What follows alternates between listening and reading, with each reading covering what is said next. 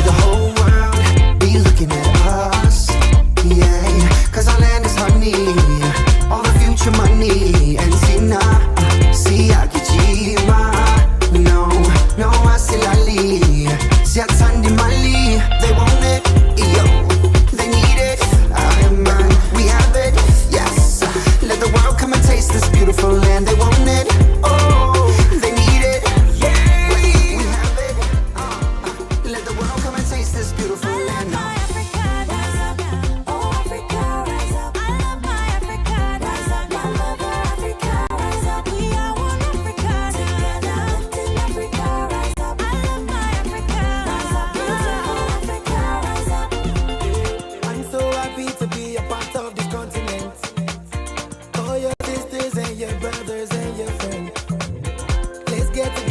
So hands and let us dance. Let's unite and give ourselves another chance. I see the walk out for all the feel many things, everything the apple pick the jolly. Oh yeah, now let Africa be good. And in the sun or the rain or the street and the pain, we still they get together. Because let Africa be good. Oh, Nelson Mandela, Lupita Nyong'o, oh Desmond Tutu, Africa be good. Oh Barack Obama. Africa Rising, Joe 99.7 FM, Davido Sarkodie, Tiwa Savage, Lola Ray, Diamond Platinums, Mikasa. And of course, Africa will rise regardless of any attacks in South Africa. Everybody move, make it see your hands up. We came a long way, so now we can't stop. Free for life, we're taking off the handcuffs. We came to spread love through the sea breeze. Natural, mama, we need peace. Home sweet home, everybody.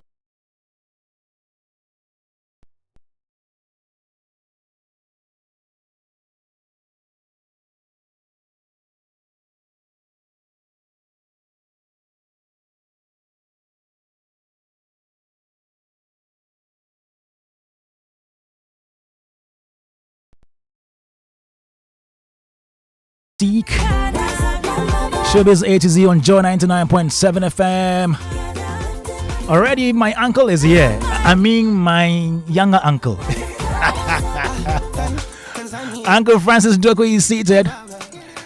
Joe 99.7 FM, Showbiz A-Z. Uncle Francis, good afternoon. Good afternoon. Your first uncle when you came to Accra until you found Uncle Ken. But you refused to give me Otto and egg. Oh, okay. That should have been the welcome. But has Uncle ceremony. Ken given you Otto or anything? He's giving me something else. Uncle Francis. Hi, Kwame. Welcome It's been back. a while. It's been a while. Yeah. I know you were, touring. Yeah. You were touring Africa and the world. You went to South Africa, right? Yeah, I've been to South Africa 3 times this year. Oh. Okay, so which was the most recent? I've been to Joburg. I was in Joburg in February. I was in Cape Town. A travel week, which is ILTM and WTM Africa. Okay. And then I was in Durban for Ndaba in May. And that about just this May? Yes, this May. Oh, you were safe? Yes, I was. No, so while you were there, did you hear the news about the attacks there? Well, not really. I think there have been, some before some of those agitations, if you like, before Ndaba. Ndaba was from 10th May to 4th May. And so before some agitations.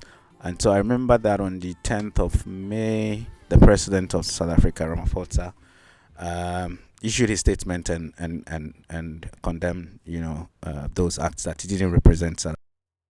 And then also called on, the people to hold it. And then, used the occasion to kind of assure Africans that South Africa was safe to travel to. And then the following day, Ndaba was launched and all that. So it wasn't at its peak as it has become, after, before and after. So maybe we kind of let off a bit. And so I didn't quite see things while I was in South Africa. In all these, we've been thinking about how this affects tourism, art, and culture, because in the relationship between South Africa and Ghana in terms of tourism, the partnerships, the exchange program, all that. How is this affecting our tourism space? Well, I mean, I think that it's saying that if you recall, in 2023, Ghana signed Ghana and South Africa signed the waiver, or began to implement the waiver in November 2023.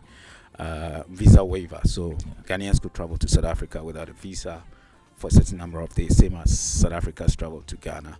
And the statistics show that within a year, from November 2023 to October 2023, there was an increase of about 239% travel between the two countries, especially from Ghana to South Africa. Which goes to show that a lot of people had interest in travel, but one of the biggest barriers was visa. Because then it took a lot of time to get your visa when you were traveling to South Africa. But once that was removed, it made it easier. So there was almost 240% increase within a year compared to the previous, period. So there's a kind of appetite, if you like, for Ghanaians traveling to South Africa. I believe also is for other, destinations in Africa, traveling to South Africa. Yeah. Because, Kwame, anybody who's been to South Africa will tell you how they have, really incorporated tourism, how they have developed the place, how they have a lot of products, tourism products that people want to experience and all that. Indeed, the numbers from 2025 shows that out of the 10.5 million tourists to South Africa, in fact, 17 million people travel to South Africa. Out of that, 10.5 million were tourists, or said that they were traveling for tourism purposes. And out of that, 75% of that were from the SADC region, the South African Development Corporation region. Okay. So the likes of Zambia, Zimbabwe, Namibia, Botswana. 77% of the 10.5 million was from across Africa. So it just goes to show that South Africa's biggest source, of tourists is within the continent. So in that, it means that only 23 or so percent of people or tourists who travel to South Africa travel outside of Africa. So it's huge enough for the ripples, if you like, even more than ripples to be affected or to have that effect in South Africa as these things are happening. So yes, Ghana is just one country. We've seen the numbers since the visa was waived, but we've also realized based on these numbers that a lot more people within the continent travel to South Africa than people from around the world would do. So it's a worrisome, situation, to put it bluntly. I saw commentary on social media. Some people wrote that, for example, we shouldn't play South African songs on radio. You saw some of those comments. I think I've seen that. I think that's a bit to the extreme. I mean, because people like to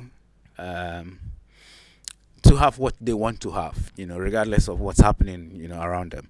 I mean, for instance, when R. Kelly's issue happened, there were people who said that we shouldn't play his music on radio, or stuff like that. I mean, these are, in my view, people who like to push it to the extreme, when things happen. I think that people who like South African reggae, South African, Amapiano, or any other song that comes to South Africa will like it regardless.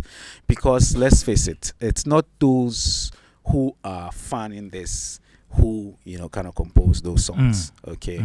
Lucky Dube is dead and gone. Brenda Fassie is dead and gone. She made music, she's South African. Are we going to say that because of what the likes of Jacinta and others are doing now, so we shouldn't listen to their music? I don't think that's it. But of course, people have their preferences to that. Say that because of what's happening, I don't want to listen to that. My view would be that would be stretching the argument, too far. I mean, that we could separate the listening of music or experiencing other things South African from what is happening and have conversation about what is happening and say that. And Ghana has positioned itself very strongly or made its voice known that they don't appreciate what is happening. and have even gone to the extent of writing to the AU, that its next sitting, its next meeting, they should have that as on the agenda and have conversations about it. So that, in my view, is something that has to be done. But the possible, suggested retaliation in terms of not patronizing things South Africa, I think that's a bit too much on pushing it. Okay. Okay.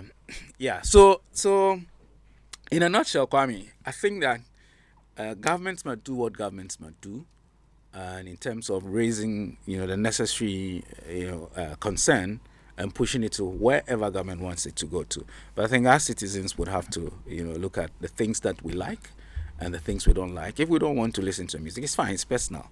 But I think that the whole continent or the whole country saying that because of what has happened, we shouldn't listen to South African music. I believe that will be stretching it a bit too far. Okay, thank you, Francis Doku, COO, Maestro Africa Group and West Africa Rep for Africa Tourism Partners. And also joining us, I've not seen him in a long while. My boss is here, Jesse Ejapon. He's lead consultant for Jesse Ejapon and Associates. He's here today with us. Good afternoon, sir. He's not your uncle, right? Let me check. No, he's not my uncle. He's not my uncle. I have two uncles, Uncle Ken and Uncle Francis. Yeah, well, when I was coming, I was listening to the Eto and then Kosia and the Kosia and things like that. Yes. I hope you're doing well. Fantastic. I've been pretty good. I've been really good. Good to have you, Uncle Ken. Kwame. Atu. Wait, all three of you are in Cap. I actually wore it because of Francis. I knew that he would wear it. So. And there's a matum. Strange. Oh wow. And again. Yes. How you doing? So what a week. Yeah.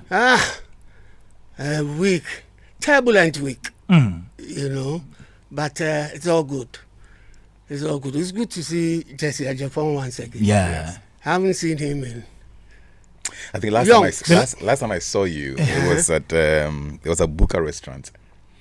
I think it was last week or so, and you were with I think you were with the family. So and I you saw me at Buka. No. I the way you were on your feet, making a very strong, very exciting, passionate argument. So I said, this is untrue. I said, nah. If I cut the chain now, it won't be right in the family. You're a wicked man. You're a wicked man. Oh, I see. Yeah, my brother is in town from Germany with his daughter. Aha. So you see, I could tell it was family. So yeah. Yes. Let the man be. Nice one. Let me not ruin a family moment. Yes. Uncle Ken and Jesse, before you came in, I was talking to Francis about this whole attacks in South Africa and the effect on tourism. I don't know if you have anything to say on that before we get into the World Cup conversation. I think Jesse would have plenty. I would have, but I think that Francis has. I didn't hear. Francis him. What a shame. has used 2 minutes to persuade me. Okay. To move me from my initial position. Okay. That's interesting. I think many years ago when George Quay and I worked in Charterhouse, we used to have an argument about punishment and the concept of retributivism. Okay. And George believed that 2 wrongs can make a right, especially when the second wrong goes to teach a lesson to the first wrong, I get it. that it is never repeated again. And I subscribe to that, because this whole act of xenophobia is not just it's not a blip on the map of the world. It's happened once. It's happened twice. Yeah. This is probably the 3rd time in my lifetime that I probably would have seen that. Yeah. So listen, whether we like it or not, we are people of community. We are led by institutions of state, and we are led by government. So sometimes, the only way to force a system to pay attention to things like this is to put pressure on the system to function. And I agree, it's not everybody there who's doing it. So don't punish them. But sometimes send a signal to force the institutions of state to compel compliance down there. Now, how you do that, I don't know. So I don't want to say don't listen to music or don't watch movies. We have an African Union. Again, I'm sure they were upset or they were not upset. Again, I don't know. But I feel that sometimes where I just disagree with Francis a little is I think that two wrongs can sometimes make a right. And again, when I say a wrong, I don't mean beat anybody in Ghana. We're not cut out like that. But I think that if it's important to find a way of sending a signal of abhorrence to the system, then it would work. And I don't know, but maybe whatever our foreign affairs minister and the team may have done, subsequently I think I've seen the South Africans, some coming out to come and condemn their own people. And this wave of attacking in SA, I think was even more shorter than the one that happened before. Yeah, there was one. That was more prolonged and more violent. More bloodier. So maybe something is happening, but sometimes maybe just put the plug a little, and the institutions would work. All right, Uncle Ken, you want to add something to that? I gather from what Jesse just said that Francis was for, he's a peacemaker. The diplomacy. Peace and diplomacy. He's a nice guy. No, I think it was specific. No, don't start. No, you didn't. I In didn't want to context. put it in context. Yeah. It was specific to Kwame asking about some people saying that we shouldn't, Shouldn't play South African music. Yeah. Oh, And my okay. view I was was even that, coming to that. I didn't hear you. I'm glad you raised that one. Yeah.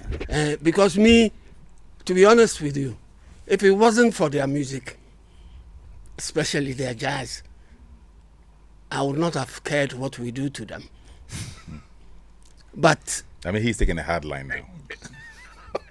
I'm being very honest. Yes. Because I've been to that country on a number of occasions, and I've always seen the people as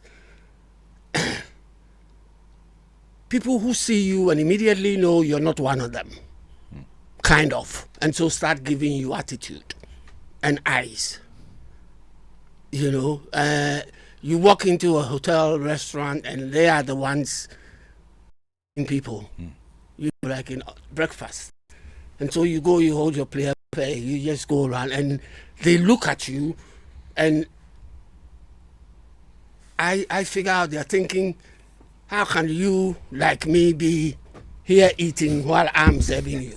Kind of attitude, And I always felt sorry for them because of their past.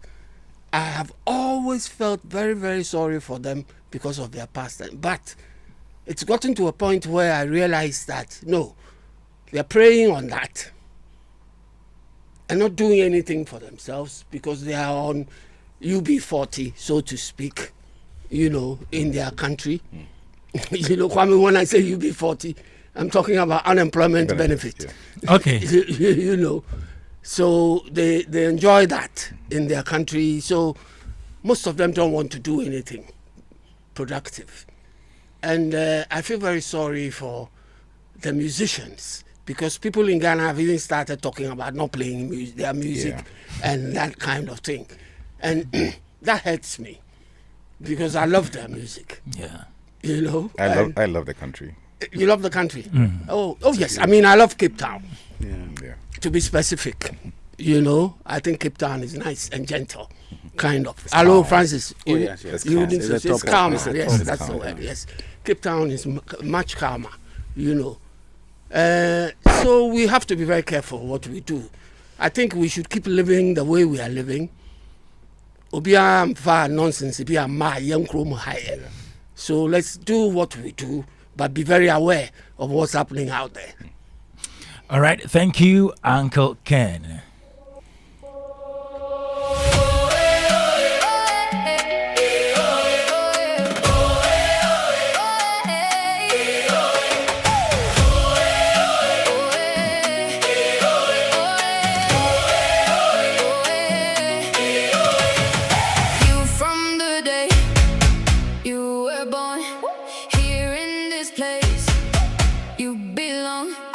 You've been this brave all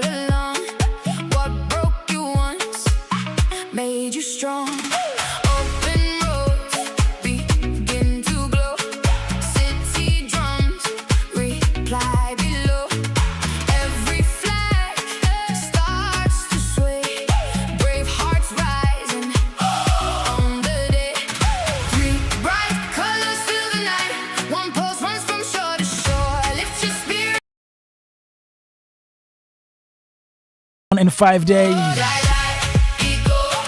Already some Ghanaian artists have released some songs. This one in the background is official FIFA World Cup 2026 song, Shakira Burna Boy.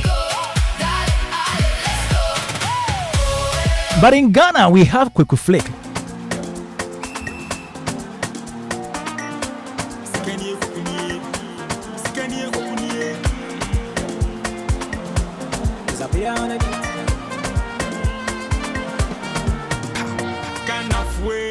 Kukudro nebo Ghana Black Stars Jebe Shamamu Se ujidio Se unyinio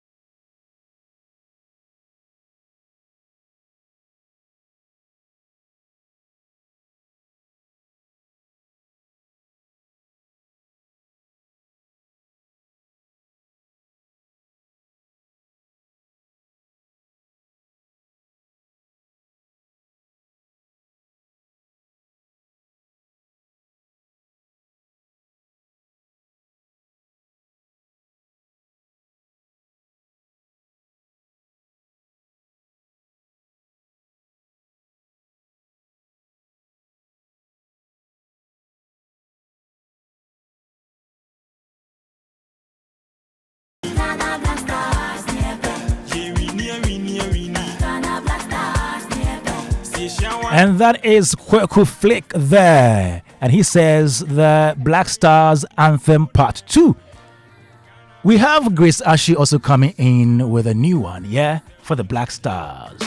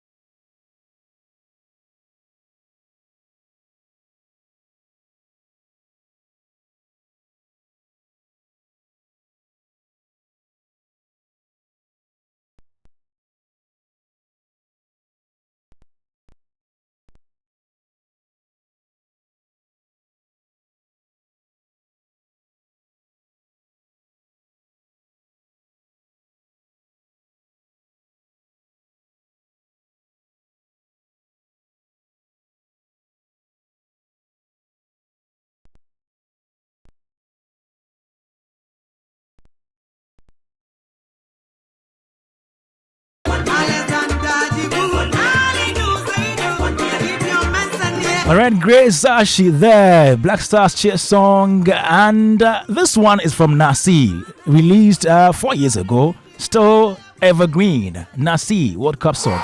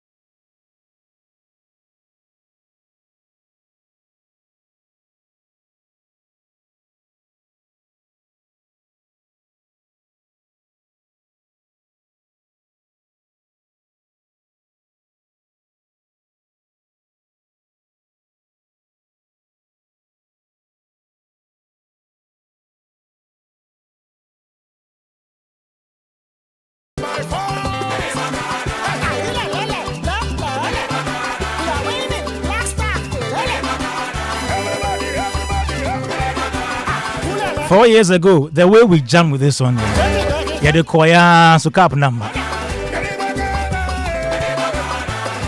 But maybe this one will bring the cup.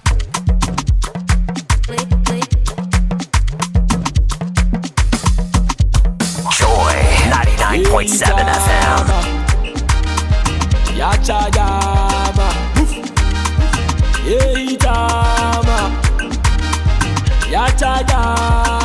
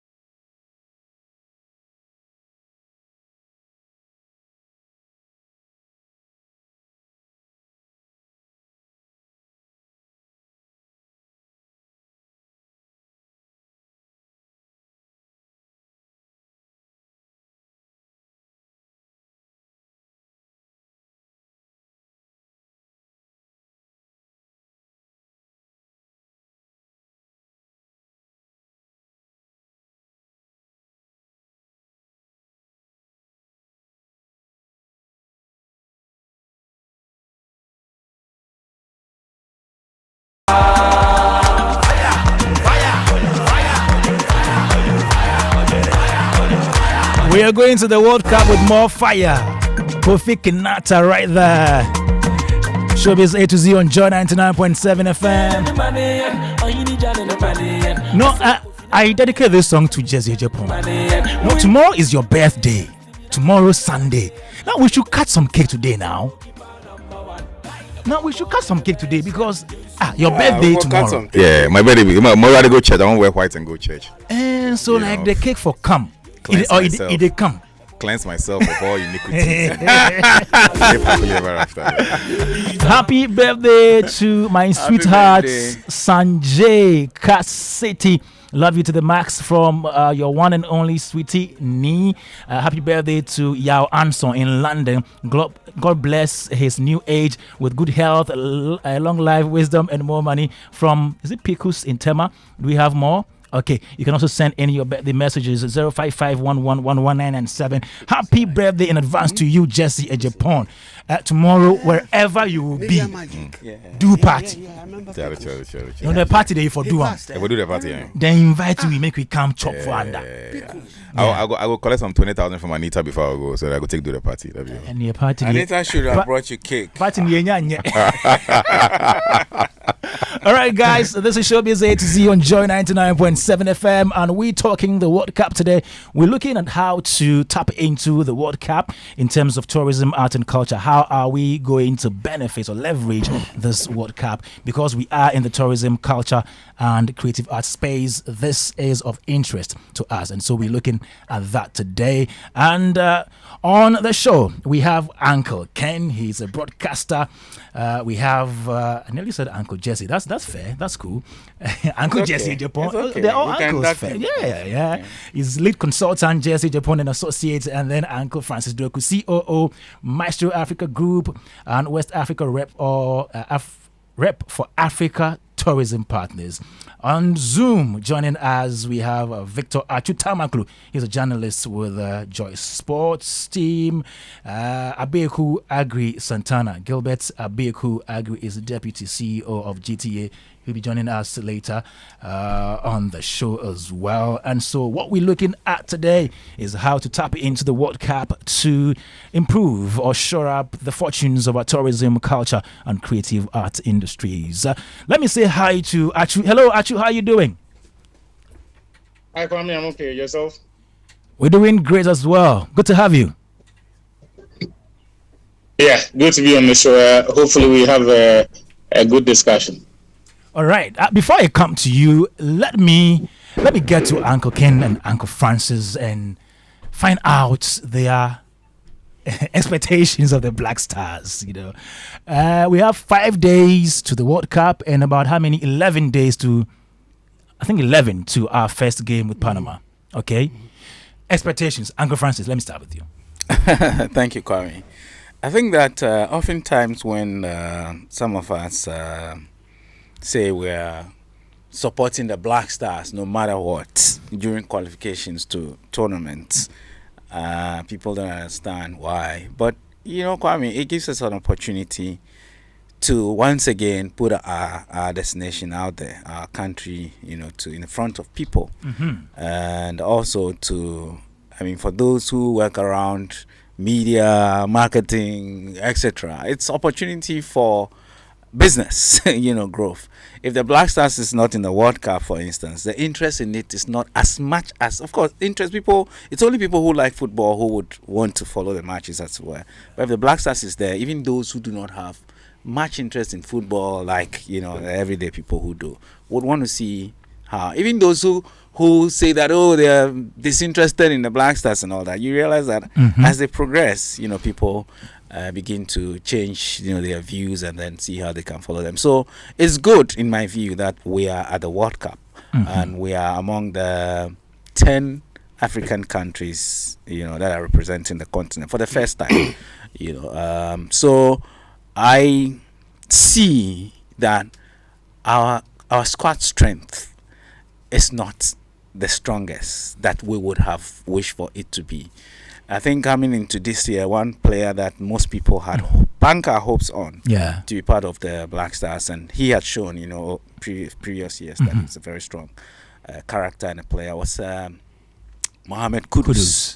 Unfortunately, he's not in the squad because of injury. And there are others that we had hoped would also be in who are not there. But this is the squad that has been presented to us by the manager. We hired a manager to manage, this tournament until it's over, and he's the one who would eventually choose the players that he'll go with, and these are the players that he has selected.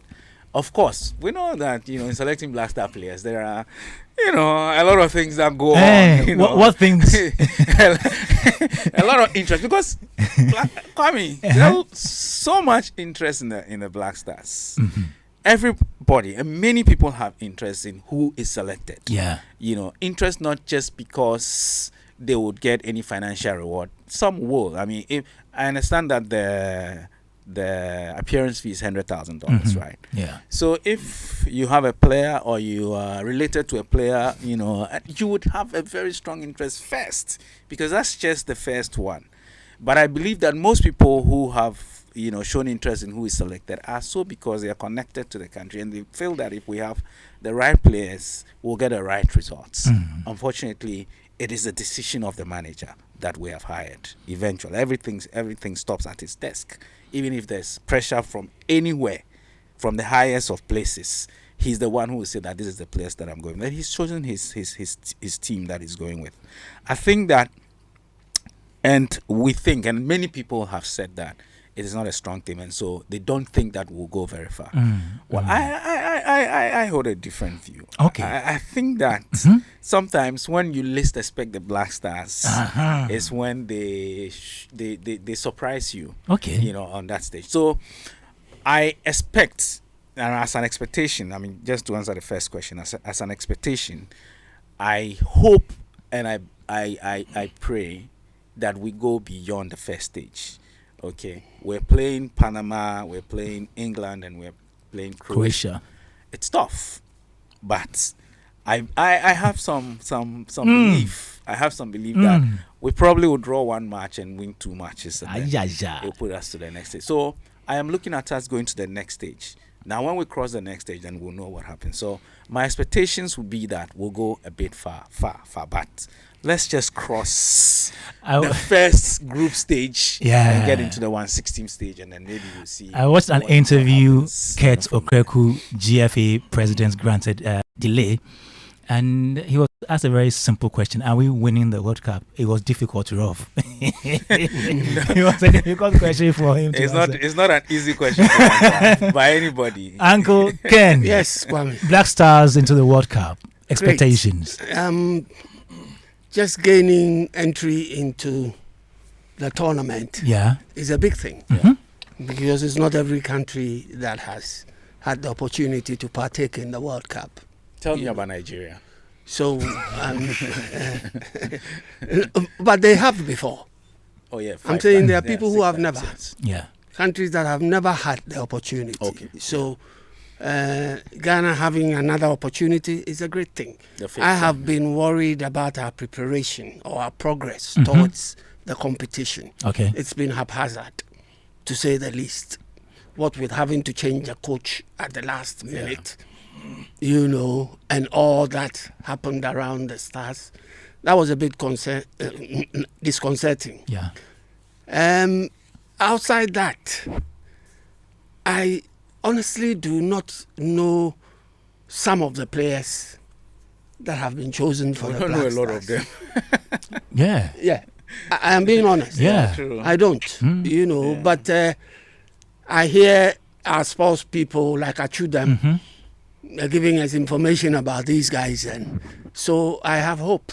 All I can have is hope. Because football has a very funny way of shocking people. People you do not expect to go far, and those you expect to excel, tumble. So I just have high hopes for them, and I think everybody, if you are a patriot of your country, you should support them. Great. Let me get to Jesse and find out how hopeful he is for the Black Stars. I take you back to my national service days. I worked in Kinafama. And we had Bandu House of Lions had come to the Premier League fresh. And I want to pick from what Uncle Ken had said. So I want to go back a bit to my national service days. Yeah. And I work with Kinafama, and I want to pick from Uncle Ken's shock. And I'd gone to Kpando for Kpando House of Lions versus Kumasi Asante Kotoko, and I'm a Kotoko fan. Okay. Die hard. It was the week I almost died. You know, I think I collapsed. I resurrected myself. I fainted. I resurrected myself. I was all over the place. Listen. What, during the duration of the game? I mean, I know I'm being dramatic, but that's how I really? felt in my Literally? soul. Well, not literally. I'm being dramatic. During the game, you mean? Yes. I mean, when we got to Pando, Okay. I felt Kotoko would win the game, and I was very excited about it. And I met this ex-seller, beautiful girl. She said, "Where Kotoko name?" I said, "Yeah." I said, "And I won. There's nothing you people can do." I said, "Nah, I believe we'll go far." I got to the stadium and I watched the game. Ball breaking was a problem. Ball passing was a problem. Shooting was a problem. They beat us 1-0. Listen, they beat us completely. Bandu House of Lions. And I was in shock. And I couldn't believe that a team that had just come from beneath comes to the Premier League and performs wonders. So I'm not oblivious of the fact that a team can perform wonders. Right. But what kind of wonders can we perform as a country, as Black Star? We've had some fantastic performance at the World Cup. And I think I would say that I spent some time in South Africa some years ago. And I would say that as Samoa, the reason why essay. Wow. When the players do well at the international stage, there's hope that is built. But here's the question: the hope for what? Is it to win the World Cup? Is it to get to the semi-final? Is it a Pando spirit to beat our way to bring in a trophy to Ghana? I don't know about that, but it's one thing that I'm very, very confident about. That we would start this World Cup very slow, nonchalant, not caring about the Black Stars. Our spirit is very low always with the Black Stars. Francis said we might draw the first game and win one game. We might even lose the first game, or we might lose a game. But I believe that our true test comes with England. You see, the true spirit of the Ghanaian support will come even if we draw with England. We'll get a sense of hope. So in my view, my only ask is this: let's just do ourselves proud. Let's have many Asamoah moments in the game. Let the boys play their spirit out. And whoever has any disconcerting view about the Black Stars, if we draw, win, or we draw, lose, win, we are out. We go to the next stage. Yeah. So in my view, the spirit hasn't come yet. But we always have a way of finding it. And when we do find it, I'll be here to talk about it. Great one there. Achu? Kwame, I'm here. I'm not asking you about your expectations yet, but give us any updates. Why did Jesse run away from the GFA?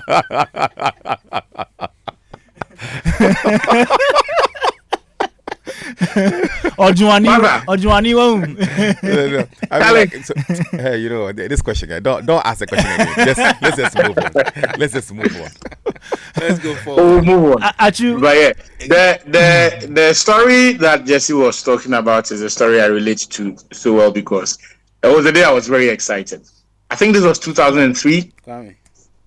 If I'm not mistaken, at Kwando. This was 2003. Yes, Kwando. Yes, Yeah, Kwando. 2003. Yeah.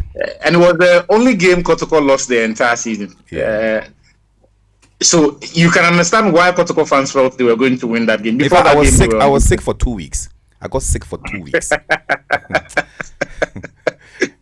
Yeah. Those were good times. Good times for Ghana football. Yeah. Kwame, today we have to talk about the Black Stars. So let's move it on. Yes. So give us any updates with regards to Black Stars and the World Cup now. Something we don't know about yet. What we don't know is why the team is not in Rhode Island. So that's a bit of information because that is the designated camping base for the Black Stars of Ghana. They have been in the States since Wednesday. It's their Since first Wednesday, match, so not in Canada. almost 4 days, if you like, but they are not in Rhode Island. And you can understand why a lot of these countries are not moving to where they originally are supposed to be based. So, for example, England, who are in Ghana's group, are in Florida as we speak. They are supposed to be in Kansas City, but because of the, I don't want to say fluctuating, but the inconsistent nature of the weather, they are moving into areas where they feel that they will be exposed to possible harsh conditions that they would encounter in the cities where they will be playing their games just to acclimatize themselves. Yesterday, for example, England's training session had to be delayed for 1 hour because of incessant lightning and thunder in that state. And so the England manager, Thomas Tuchel, was speaking about that. Those are the conditions that our Black Stars will have to brave themselves for. By and large, you would say that it has been an incident-free preparation for the tournament itself. Yes, the timing of Carlos Queiroz' appointment was not great. Being hired just 2 months before the start of the tournament created its own problems because he doesn't know the team, doesn't know the players.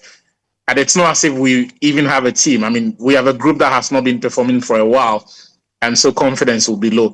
But I think he will take consolation from the fact that he has had 2 weeks with the team already, and there's another 2 weeks to go before the tournament, before Ghana's opening group game against Panama. That's, I think, some 11 days or so to go. So that is sufficient time, and actually more time than any national team coach gets for any other major tournament, because traditionally, when we're playing the AFCON, it's in January. Players report to the pre-tournament camp, a week before the opening game, sometimes less than a week and all of that. And so while the timing of Carlos Queiroz' introduction as Black Stars coach has not been great and is not helpful, the fact that this is the World Cup presents its own unique opportunities because, as I said, he is getting between 3 weeks to a month to prepare the team for the tournament. Although there are not a lot of preparatory games that the team is going to have, we expected the Black Stars to have played or to play one more preparatory game in the US, I think sometime next week, before the opening group game against Panama. But the Ghana Football Association has not confirmed that. Carlos Queiroz, the Black Stars coach, was asked in the post-match conference about that, and he also was not able to give any clarity on that subject. So that will be the bit of disappointments that he would have. But I think, by and large, any concerns that Ghanaians may have had about his capacity to get a tune out of the squad would have been addressed in that second half of the game against Wales. The first half was very much remnants of Otuado's Black Stars, in the sense that we looked very dysfunctional. Pressing schemes were all over the place. Fullbacks were not properly protected. The Wales were finding spaces in between the lines at will. I mean, David Brooks, who plays for AFC Bournemouth, had a fantastic game. Ethan Ampadu as well. But I thought in the second half, when he ran his changes, we could see, and you got a sense of what he can do with this Black Stars team, because the mid-block that they put together was brilliant. I think the pressing scheme was spot on. When you consider the fact that this is a team that has not been together for too long a time. And to put matters into perspective, even at club football, when coaches or when clubs make changes, despite the fact that they train every day, the managers will tell you that they have not had pre-season, which is 2 months to prepare the team and then start testing out their ideas in real game time competitive scenarios. And so they will need more time before you can expect them to implement any well-coordinated, tested pressing schemes. And so the fact that we were able to put together something with a semblance of coordination and know-how is something that I think I will take a lot of inspiration from. I think Ghanaians should take a lot of inspiration from. The issues about Salisu Mohammed and Alex Jiku's absence caused a few scares. But I thought Jonas Ajeti and Jerome Opoku performed creditably and to a large extent managed to quieten the uneasiness that we've got about that position. And they are not even Ghana's next in line, if you like, to take up that position. I think we'll see Kojo Opompepra partnering Jerome Opoku for the group opener. I think in the midfield as well, while Thomas Partey's form is a bit concerning, what Caleb Irenchi did, what Kwesi Sibo did in that second half gives us inspiration that they are prepared and perhaps should be starting ahead of Thomas Partey, because Partey has not played a lot of games and it's not his fault. He struggled for game time. Also, he's got that rape case hanging over his neck, and we saw it in that Wales game. Each time he touched the ball, he was booed, he was insulted, and it will get worse at the World Cup. We would love that he's given a bit of grace, because he's not guilty until the courts have presided over that matter and brought finality to it and pronounced judgment. But hey, right. I mean, elsewhere in the world, they are not as forgiving or accommodating in such matters. So that is something that he has to deal with. And so I'm saying that I think I would like to see Caleb Irenchi there. He has more legs, he's played more games, and appears to have a bit more about him than Thomas Partey has got. So, Great. Look, there's not a lot to be too worried about. We know our situation. All I'm going to tell everyone listening to us is this. The Black Stars, as we know it, has not been competitive for 11 years or 9 years, if you like, if you want to take it from AFCON 2017. That's the last time we did well in any major tournament. The last AFCON, we did not even qualify. We played 6 games, we drew 3, and we lost 3. The last AFCON that we were at, we did not win a single game. We were bottom of our group. The AFCON before that, we exited at the group stage. The last World Cup, we exited at the group stage. So this is not a team that you should say or should have big expectations of. Having said that, I don't think we should also be talking down on the competence or the potential in this team, because it is a new team with a new manager. I think we're going to see a new centre-back partnership. We will see a new midfield combination. Even the laterals will be new, because Marvin Sanaya is a name we haven't seen in a competitive game. Further up the pitch, you would also expect a few changes there, because up until now, we haven't seen Brandon Thomas Asante starting competitive games. I think he will get significant minutes at the World Cup. All of these things and the fresh faces that we have should give us hope, and let us all treat this as a start of a new project and be a bit positive about it. All right, Achu, personally, how far do you think the Black Stars will go in this tournament? I think how far we can go stems from how we start this tournament. If we don't beat Panama, we're out. If we don't beat Panama, we're out. I will be humble enough to admit that, Ghana is the least ranked team of the 48 teams going into the tournament. So that alone says quite a bit about where we currently are and how we compare to our opponents. Look, Panama may not have the name, but they have a prepared and provisioned squad. Their manager has been in charge of the team for 6 years. So that stability or the longevity helps in getting his ideas across. He's the man who has coached this team. They've got some really impressive players within their ranks. Their right back and captain Murillo plays at a significantly high level. He plays for Besiktas in the Turkish Super League. So they've got something to work with. And at the moment, they are a better unit than we have. But what's going for Ghana is that we've got a coach who is an elite manager for all intents and purposes, coached at Real Madrid, worked at Man United, coached Portugal before to the World Cup, coached South Africa, coached Egypt, and was within a game of becoming an AFCON champion. So in terms of getting results in high-pressure environments like this, I think Carlos Queiroz is someone who should inspire a lot of confidence.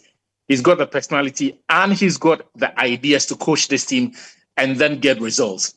I am confident that because it's a tournament where about 6 or so, possibly 8 of the best performing third place teams can qualify, if we're able to beat Panama, and that game is not one that where you go and win 1-0 or 2-0, pound them into submission and get a healthy goal difference, because ultimately when it gets to the tiebreakers, goals will come in handy.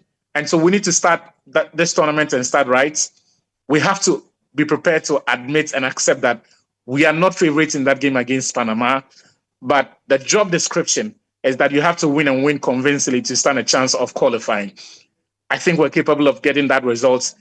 If we beat Panama, that significantly changes the narrative, because much as we don't fancy ourselves, different generations of the Black Stars have proven that they can go toe-to-toe with some of the best teams in the world at the World Cup. All right. In 2006, it was our debut appearance. Czech Republic were number 2 in the world, but we beat them. In 2010, it was a new team, just like now. There was no Michael Essien, there was no Steven Appiah. At least Appiah was on the fringes. But we introduced young players into the squad, and we ran Germany close, managed to qualify out of that group. All right. 2014, for all the issues that we had, we were able to hold Germany to a 2-2 draw in that tournament. So I would never bet against the Black Stars in a major tournament to get a good result against one of the heavyweights. And in this case, a good result against either of England or Croatia will check the box. All right, thank you, Victor Achu Tamaklo. He is sports journalist here at the Multimedia Group. Now let's get into the main discussion for today. We're looking at how we can leverage tourism, the World Cup actually, to improve tourism, art and culture. And I have Jesse Ejapon here, Uncle Ken, as well as Uncle Francis. 0551111 our WhatsApp number. You can send in your comments now. You can tell us your expectations of the Black Stars in this tournament and any other thing you want to say. Let me start with you, Uncle Francis. He's a tourism Yeah, he's man. a tourism guy. Yeah. Yes. So from you, then we get into the branding and the other things. Okay. No, because I never miss a question. Minimum questions, pa. Uncle Francis, getting into this World Cup, how do you think we are going to benefit as a tourism industry, a culture, creative arts industry? How are we going to benefit?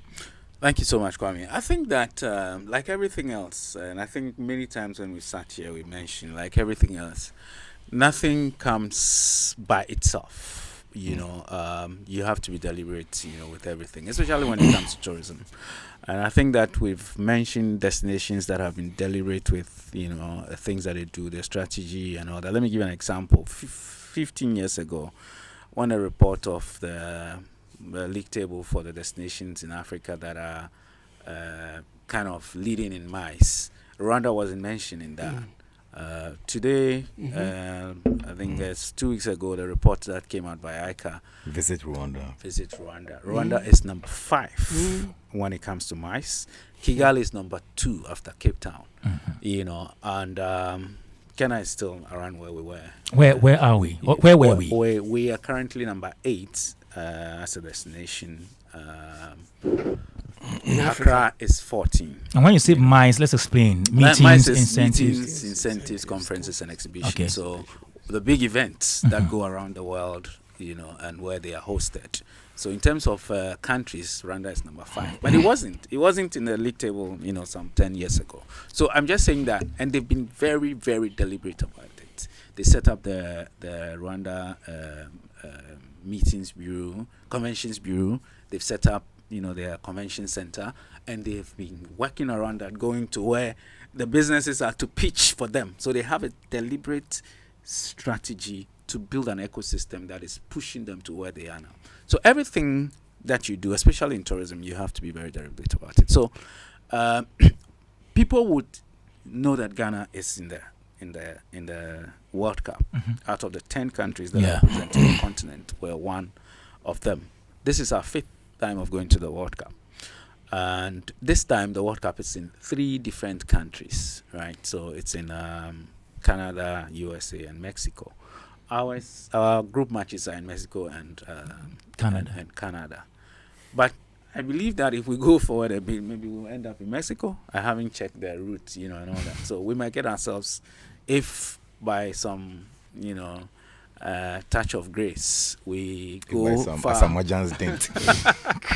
We go far in it. We might also play in that country. So all 3 countries are available, but that's just on the ground. Now the World Cup is the most watched event in the world. More people watch the World Cup than the Olympic Games, and so there's also an opportunity that is even way bigger than what will happen on the ground for us to show ourselves, as a destination. One of the things that I took out of the iShow Speed, coming to the continent, that's coming to Ghana, was the fact that a lot of people got exposed to, the things that we have here. I've seen people on TikTok talk about, Americans especially talk about, they didn't know this continent had this, they didn't know this country has this, and now they've seen some of them. So it's a big opportunity. I'm not cutting you. Even recently, the World Cup song that he did. Yes. You saw how he prominently he featured Ghana, the Ghana flag. He gave Ghana so much premium, in that. The flag, he wore the jersey at some point, and all that. So there's a big opportunity. A point I'm making is a big opportunity on ground, and even bigger opportunity on air, on TV, and also on the digital platforms for us to activate our destination, and kind of see what will drive, people in. I think it's important that whoever is responsible for, promoting this destination, understand the opportunity that has availed itself. How do we show up in the market, in the countries where we're playing? We need to go with something that would, show our destination of the strong things that we do. We know we are culturally heavy destination. When it comes to wildlife, we can't compare ourselves to other countries that are playing, for instance, because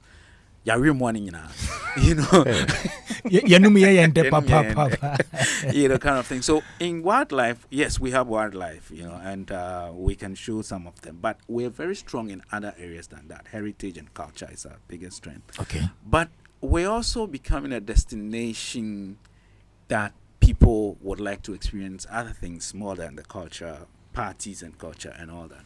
Some countries have tried to look at what they call giving nomad visas. So you don't have to go on holidays to travel to a country to experience it. You can still be working, and then you also, are experiencing the things that we have. So they have special visas, for that. Countries like Namibia, Kenya introduced that as well. So we need to look at the offerings that we have, and then take that opportunity that is available on the ground, and then also on the digital platforms that are available. Fortunately for us, digital is available. I think at the last World Cup, the figures show that even though television is still the leading medium for watching the World Cup, digital is closing in very, very strongly. A lot of people watch the World Cup, the last World Cup in Qatar, on their mobiles. So there's an opportunity for us to also look at how to market our destination. The point I'm making is that we need to properly understand what we are selling, and then also know the opportunities that are available, and then see how we can tap into all that so that we can market our destinations. Unfortunately, destinations or some countries having, didn't have the luck to be where we are.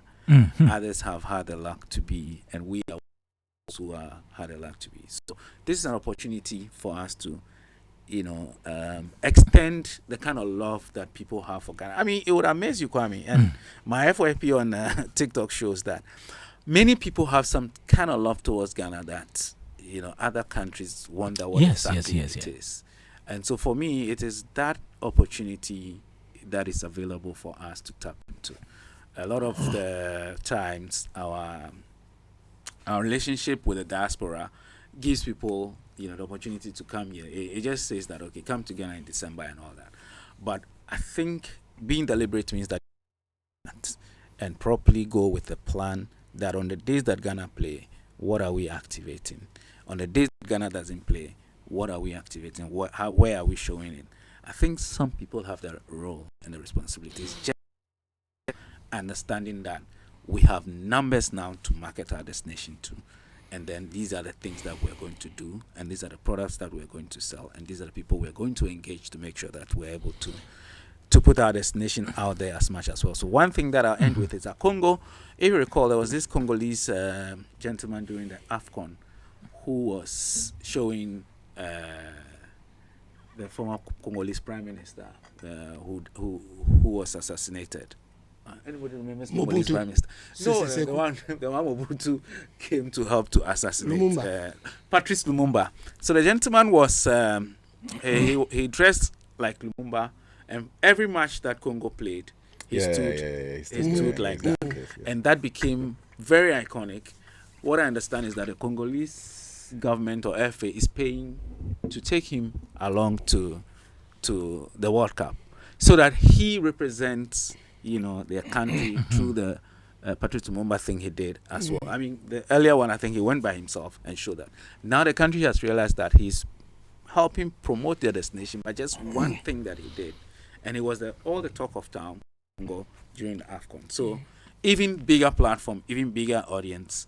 And I think that that's one thing that they would do to properly, kind of market their destination of things around. Because Congo, again, apart from all the things that are going on, the wars and everything, they're also now pushing their destination as a very strong tourism destination, especially where the gorillas are, and waterfalls and other things. So I think we have the opportunity, in my view, but we need to properly understand what we're going to sell to people on ground, and then see the opportunities in digital and then on traditional.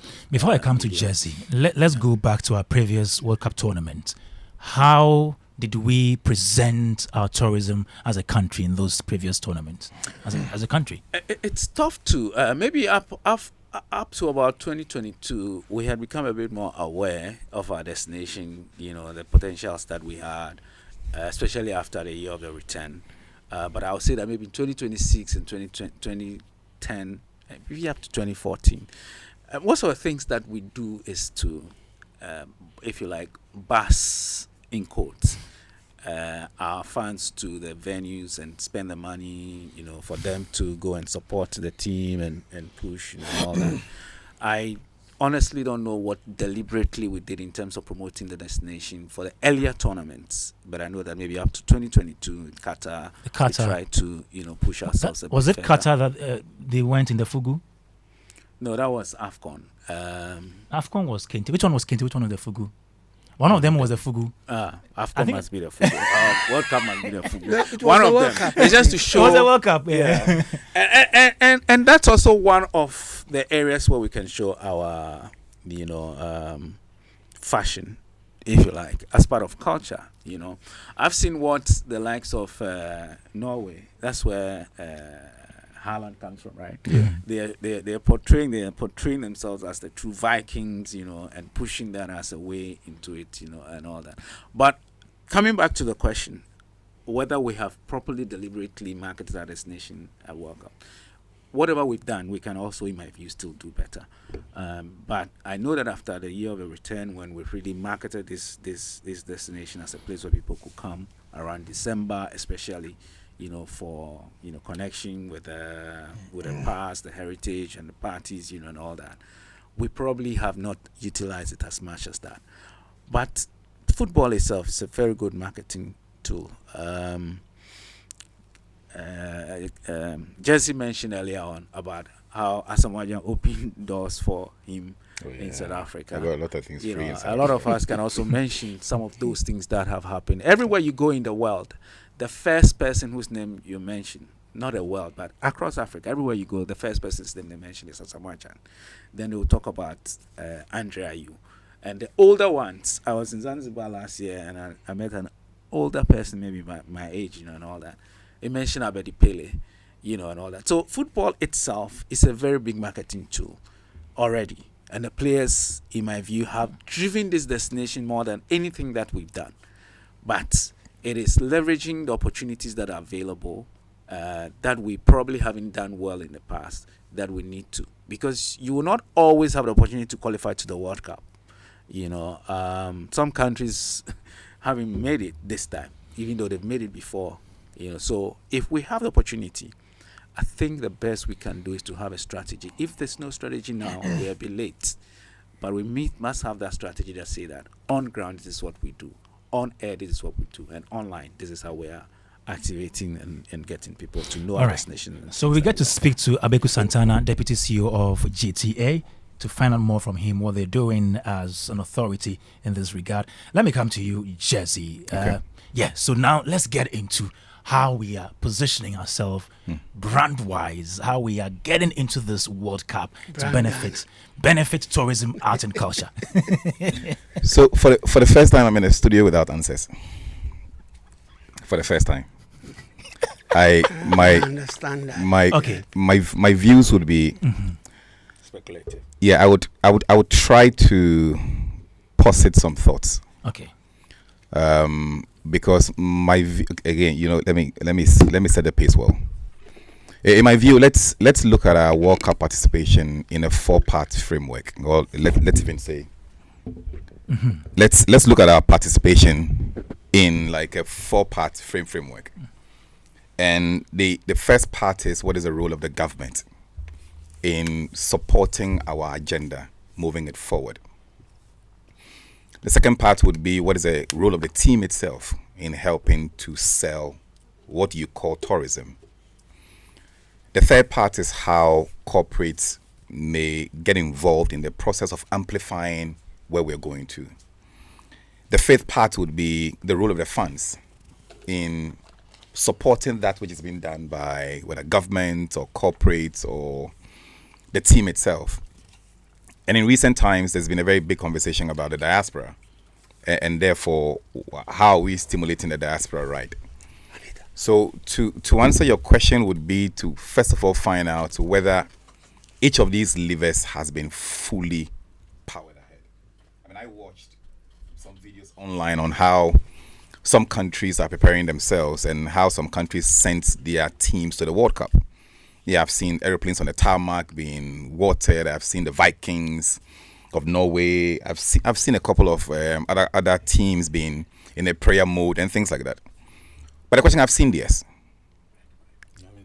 And what is a Ghana story?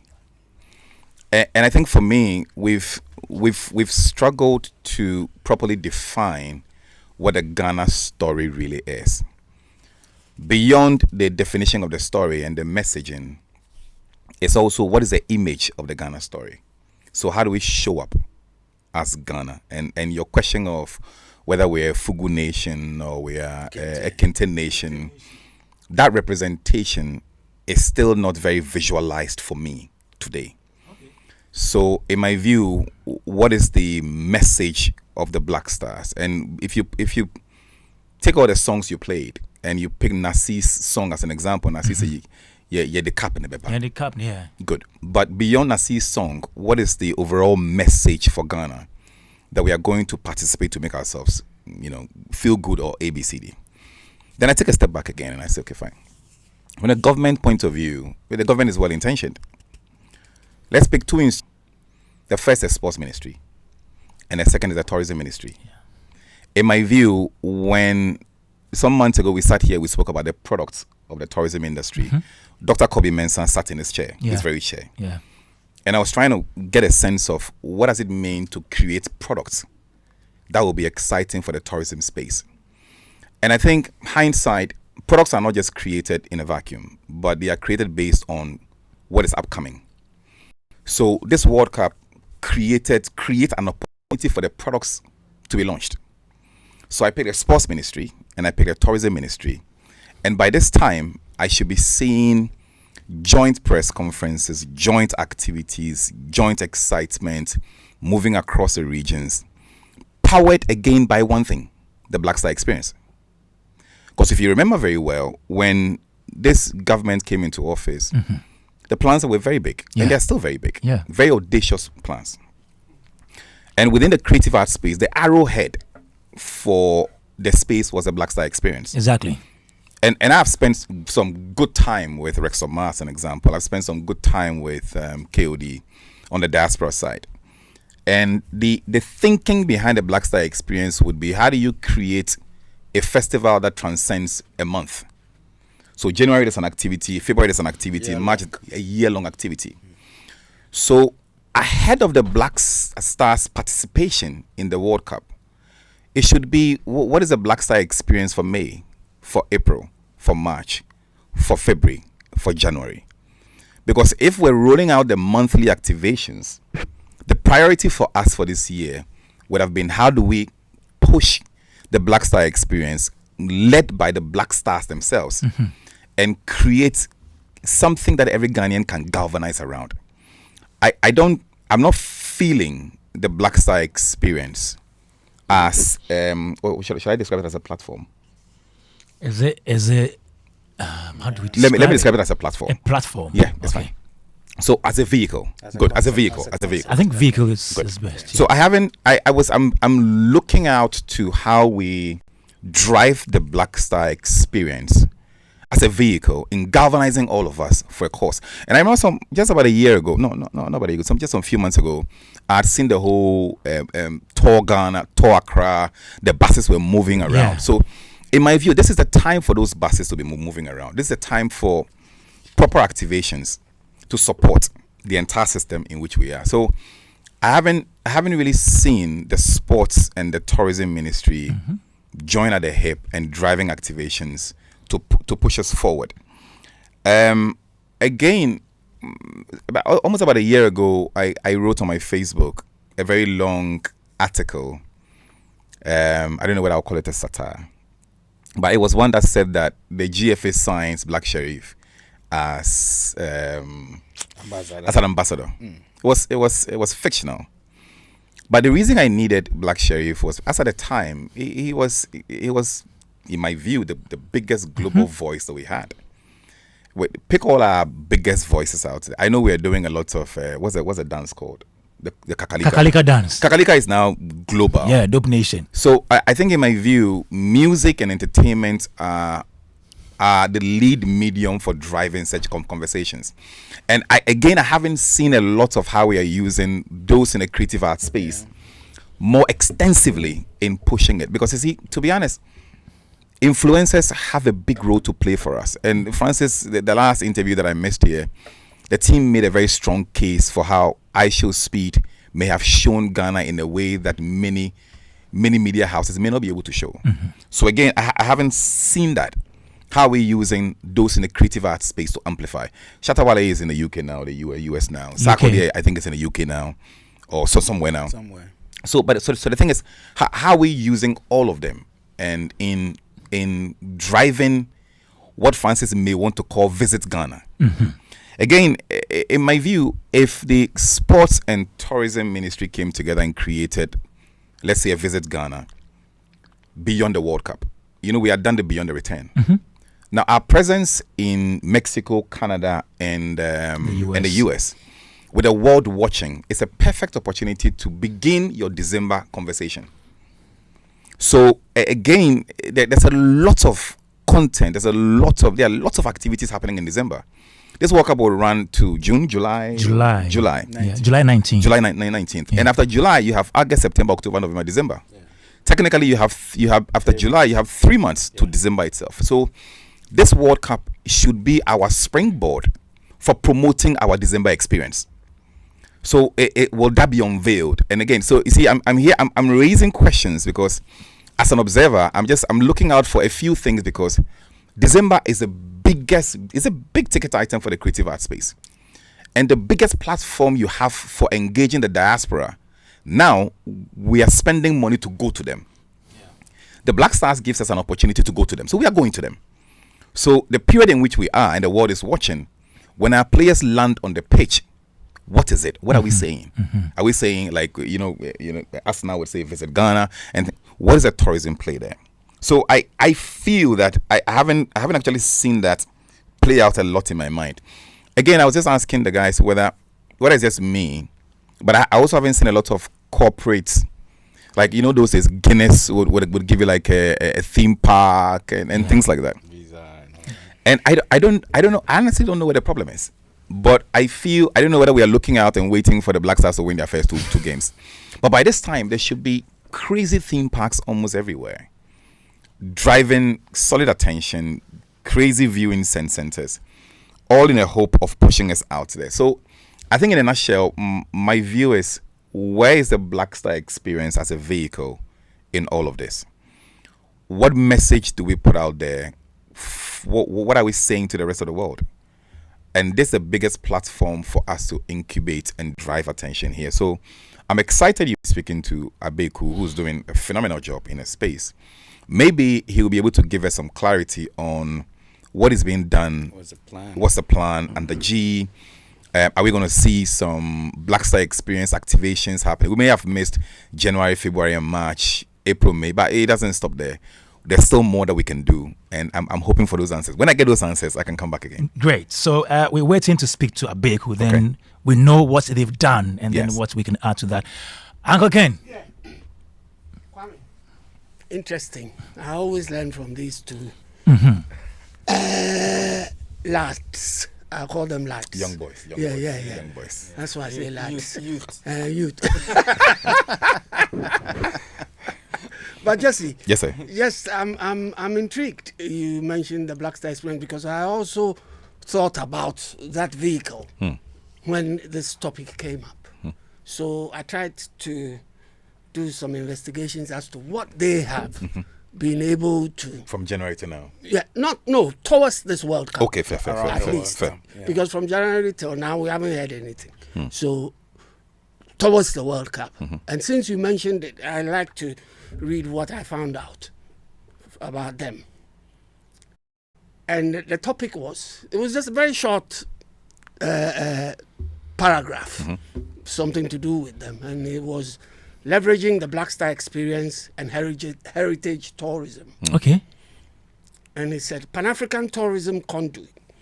Building on the legacy of the Year of Return, the National Commission on Culture is using media attention to plug the Black Star experience. Okay. What does that mean?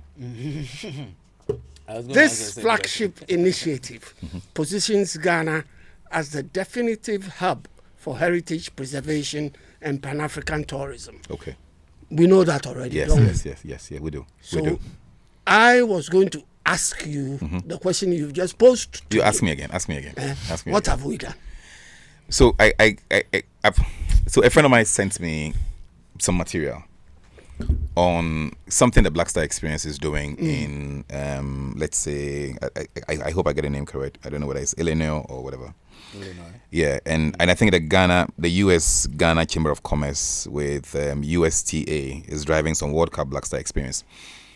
My concern is not how we are activating the diaspora in America per se, but my concern is about how the Black Star Experience gingers locals and activates it. To be honest, when the game starts, the world will go crazy. See, whether you support Black Star or not, there will be some fun, wild activity online and on TV. Exactly. You would watch the game. Yeah.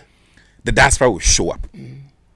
But how are we activating it and how are we bringing it back home? And Lawrence, I thank you for sending me the message. Kwame. Okay.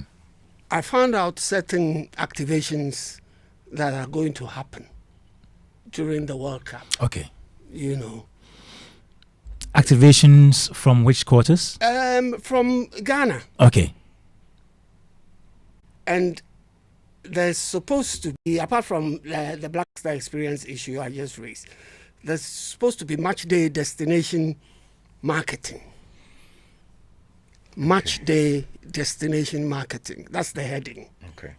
And it says, during live broadcasts on television and stuff like that.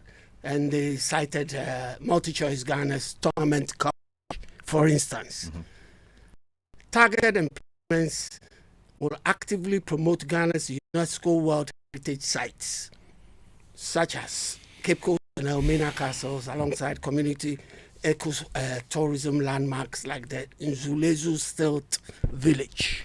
Uncle, what's the source? Huh? What's the source of this? The source of Who's this? the author of that article? Where This is it? from GTA. Oh, GTA. Yeah. Okay. I mean, from it GTA pains then. me Yeah, that Abeku. that it pains me that these things are coming up now. Yeah, that was my problem. You that get what I mean? It None of pains us had me. heard anything Yes. about these things happening, but maybe they were targeted at people in the States. Or maybe not it's us. the diaspora And the directly. diaspora. So maybe yes. they're marketing it there. They are marketing marketing it out there, and not us. And then they mentioned influencer and creative economy application. The World Cup Bonanza, the Ghana Football Association, GFA, partnered with the National Lottery Authority to execute the World Cup Bonanza, flying 220 local fans and top cultural influencers to North America. Do you know about that? No, we didn't know We're about hearing this. about it now as you read it. That's the point that I'm making. Uncle Ken, and this is on their website? Digital content engines, popular cultural figures, dancers and creators, including Afronita, Dance God, Lloyd, and Dr. Likey, are heavily leveraged.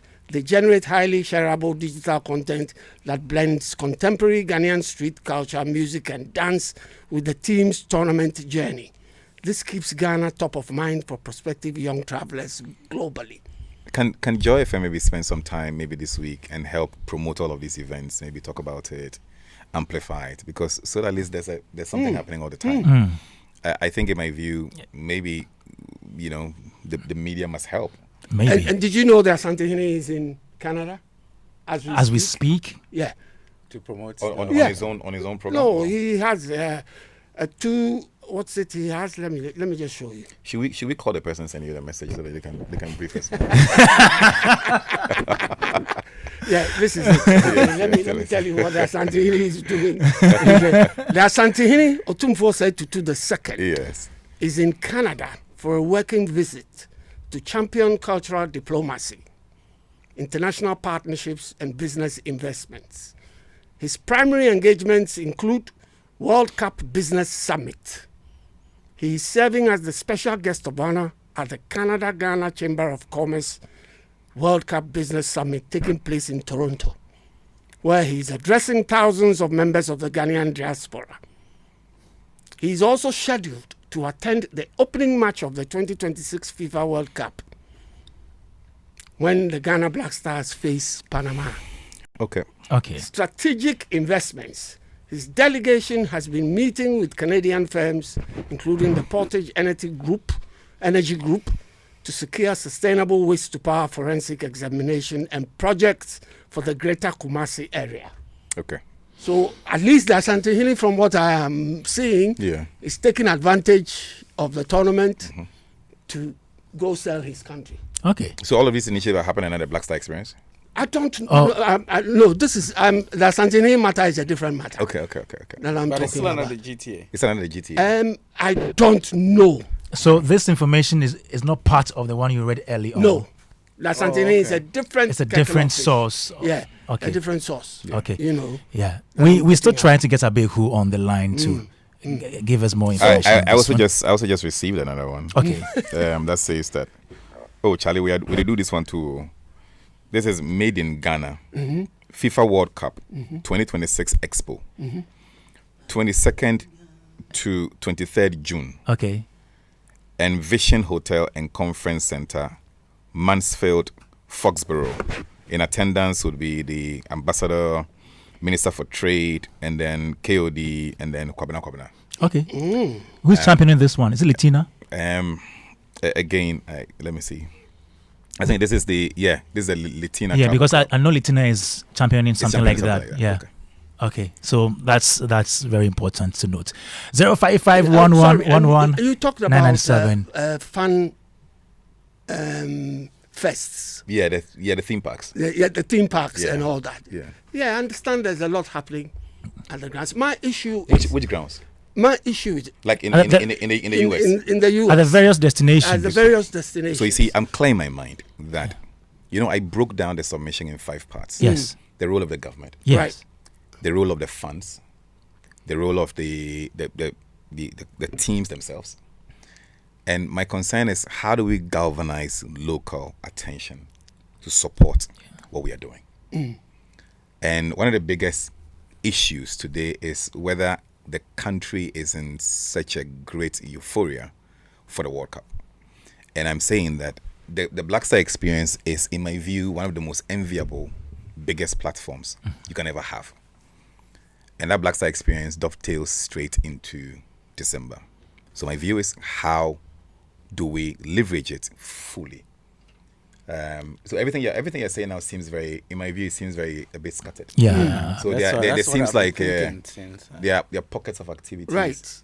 But how do you champion it properly and harness it all? Because I know in December you have a calendar that says that there is Jesse's musical concert, then there is Francis Doku's musical, so that people can follow the thread and be able to know exactly how the hype has been built.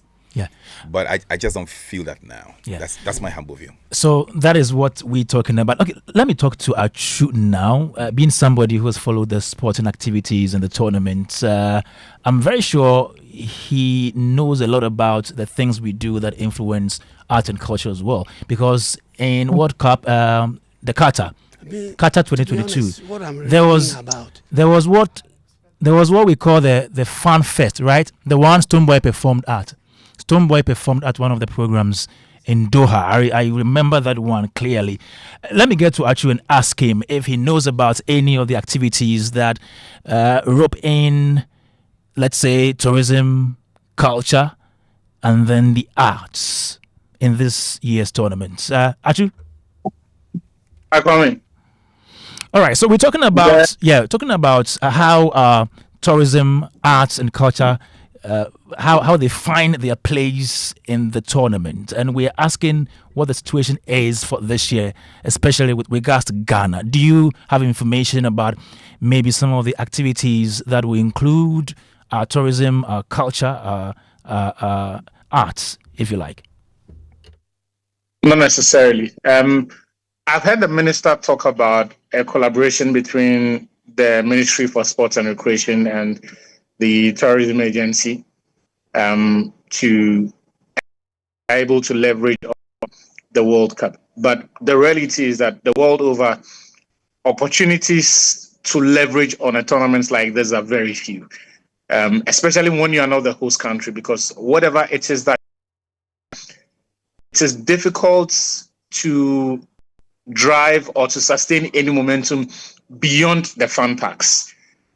Apart from that, every other benefits that you accrue is as a result of the aggregate of the policies that you've rolled out throughout the year, in the years before that tournament, that essentially sells the country and tells people that there is a country called Ghana in West Africa. Come here, come do business here, come on a holiday, or whatever it is. But as far as I know, what you can do is the fun packs or the viewing centers. So, for example, if you go to other countries on match days, and I think even for the Qatar 2022 World Cup, the GFA held something similar like that. But even for events like that, you have to be a media rights holder before you can put together some of these fun packs to for as viewing centers where people will come and sit together and watch the game. In terms of the specific opportunities that individuals may get, it is your musicians, it is your broadcast journalists who will be commissioned to put together features or documentaries about specific stories relating to Ghana, So as you mentioned the last time, Stoneboy was commissioned to go and perform in Qatar at one of the fun parks. But that was not a Ghana initiative. That was the tournament's organizers. And if you would remember, I think Davido was also performing. In fact, Davido performed on the big stage itself, I think together with Burna Boy. And so some of those opportunities will come to you. But in terms of using the World Cup as a tool, of course it will sell the country. Of course people would hear about the country. But I'm not too sure that there is anything that we have seen that if you ask the ministry, they can point to and say, this is a program that we have curated that in 2 weeks, when the Black Stars take to the field or when the World Cup begins, it will be a point of attraction for people, for Ghanaians to converge and do business, or even for people outside of Ghana to hear, and as a result of that, decide that they are coming here for one reason or the other. All right, Achu, Joe 99.7 FM, Showbiz A to Z, and we're looking at how we can benefit from the World Cup, talking about the tourism, culture, and creative arts space. How do we tap into the whole vibe? That has been the discussion on Showbiz A to Z today. My name is Kwame Dadzie. In the meantime, let's do some kakalika dance. Let's take a breather. I'll be right back.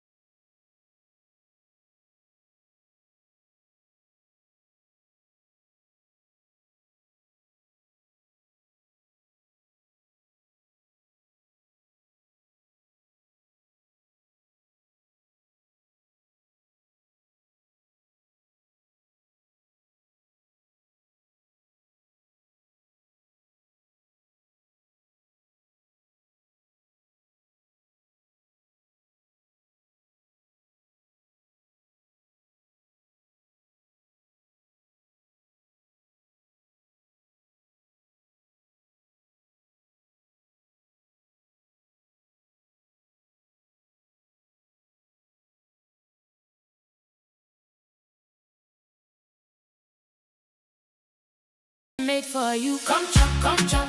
Everybody chop. About on my table, we know. This advert is FDA approved.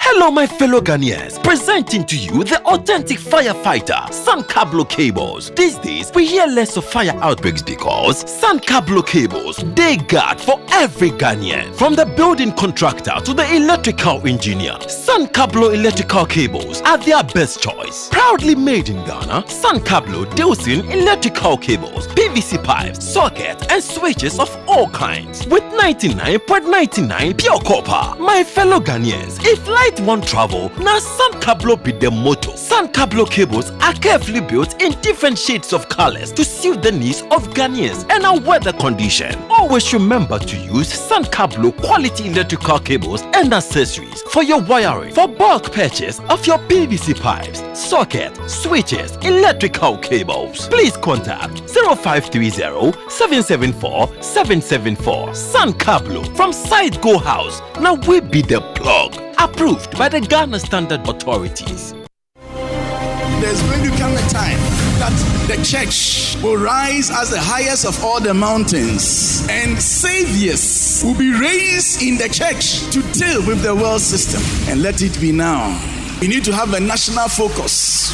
We don't have to lose this ambition, or else we work against the Great Commission. They are equipped in righteousness, the agenda to possess the nations. Welcome to an equipping center of the word and prayer on Pentecost Hour. Pentecost Hour comes to you on Joy 99.7 FM every Sunday at 1:30 p.m. Hits FM on Mondays at 5:30 a.m. and Joy Prime TV on Saturdays at 7 a.m.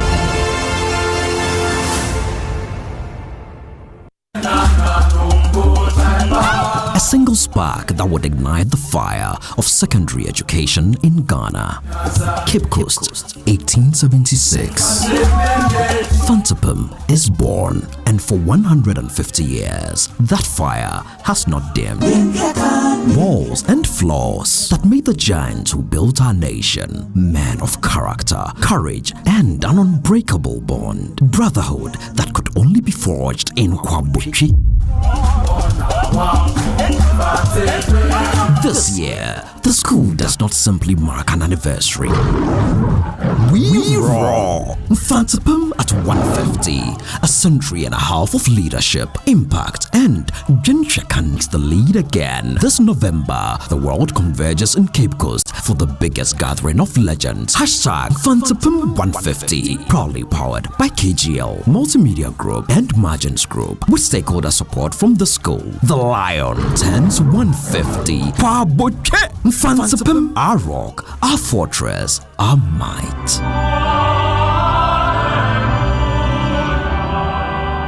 This Father's Day, give Dad more than just a gift. Give him an unforgettable experience. Join the Joy brands for the Joy Safari Escape, the ultimate weekend getaway created to celebrate fathers and father figures on 20th and 21st of June.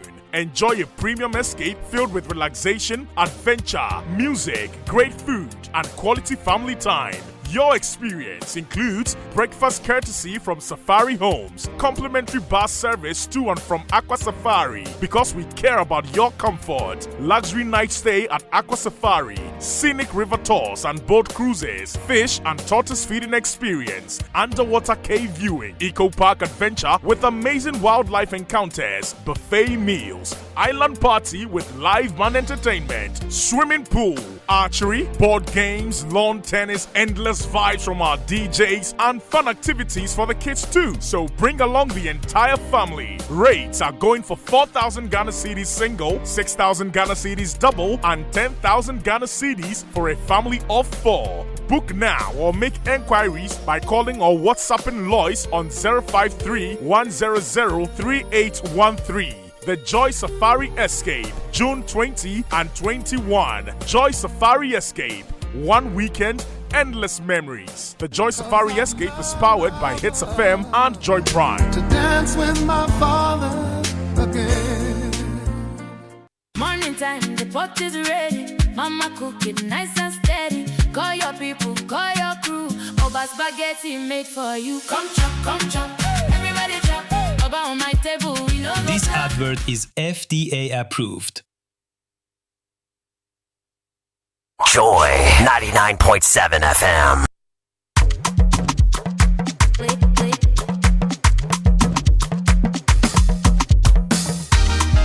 Yitaba, Yachayaba, Yitaba.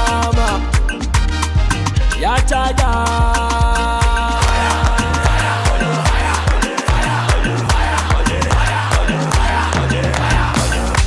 Bye bye anyway, na ya dilumono. Kakali kaya so ina ya so ma wane pe. Bye bye anyway, na ya dilumono. Kakali kaya so ina ya so ma wane pe. Ganu dende, lasta so dende. Ganu dende, lasta so dende. Ganu dende, lasta so dende. Ganu dende, lasta so dende. Yelita, we go up and better.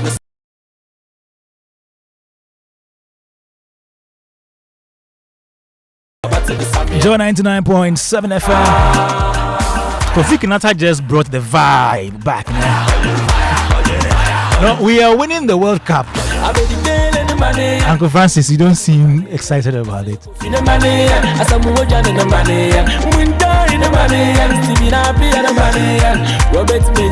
Goalkeeper number one.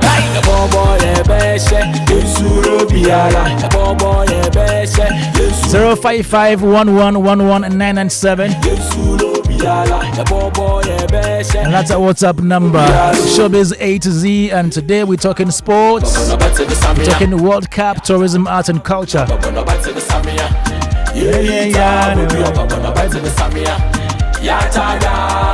Alright, let me go to Achu again and talk to him about supporters.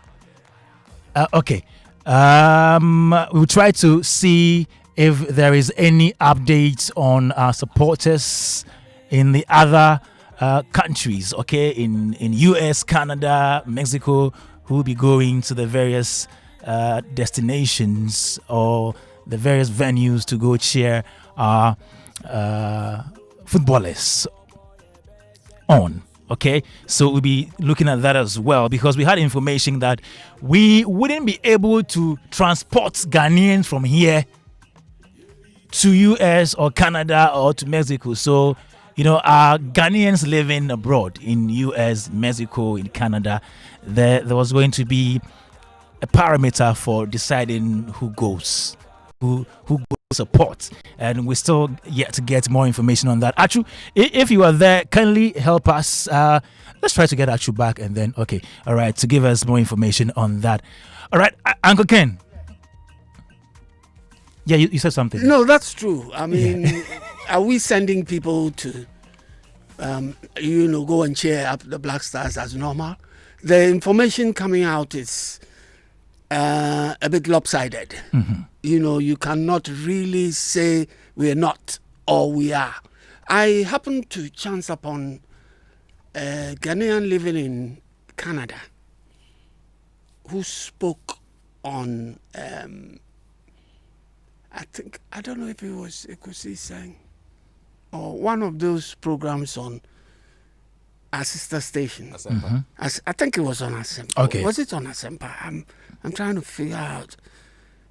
And he was talking about how excited the Ghanaian community in Canada is towards this World Cup. And he even went as far as saying that the Nigerian folks living in Canada have joined hands in supporting Ghana, towards this World Cup. So I believe that we have a lot of people in Toronto from Canada who can make, for instance, when we watched our match against Mexico, was it against Mexico? Wales? No. Which one? The first one. We played 2 matches, didn't we? Yeah.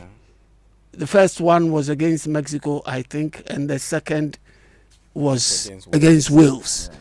We saw supporters there who I think are localized, So I think the localized supporters will do more for us than us sending people there, because I understand that if you live in Canada and you want to watch all Black Star matches and you're a Canadian citizen, you don't have a problem. Okay. Straddling the cities, Toronto, Philadelphia, and then to Mexico.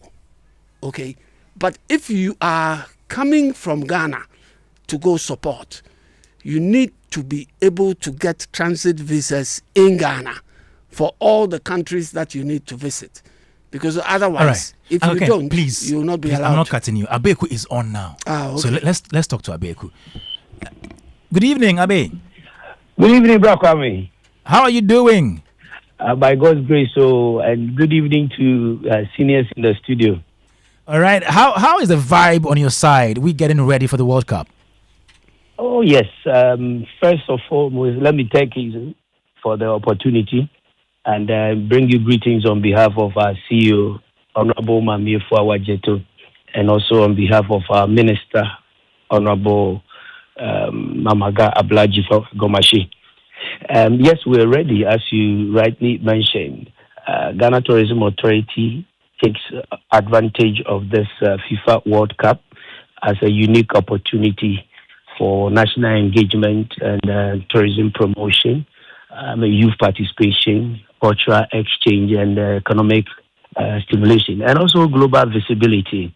As you've already seen, as you speak, music video, Kweku Flake was in New York. I saw his video, Kofi Kinata, music that you just played.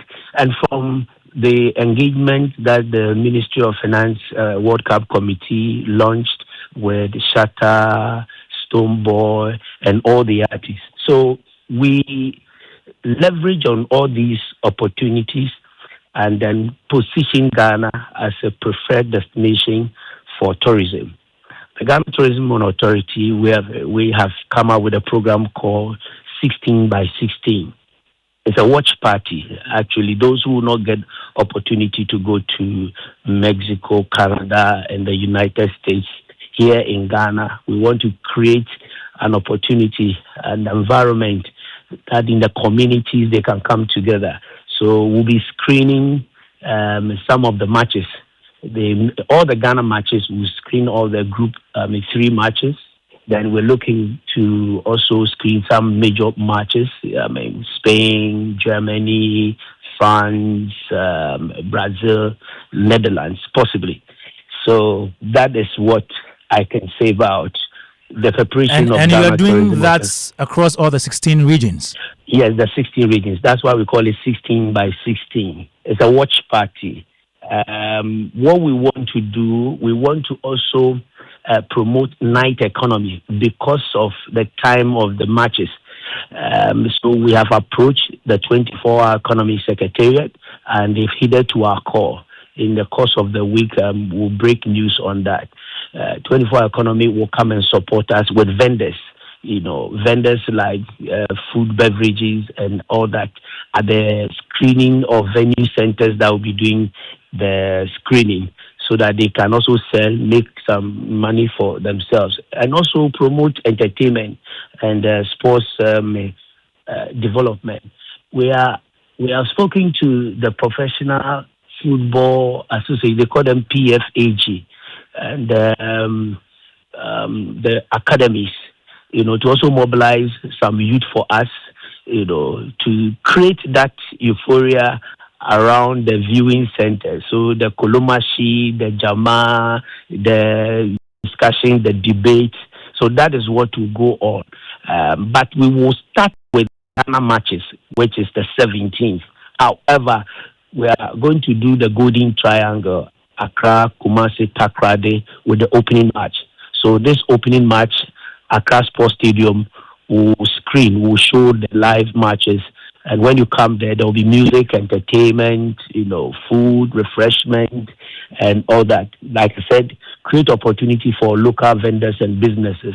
We are calling on corporate Ghana benevolent supporters to come and support us so that we create that excitement in this whole World Cup, Steve.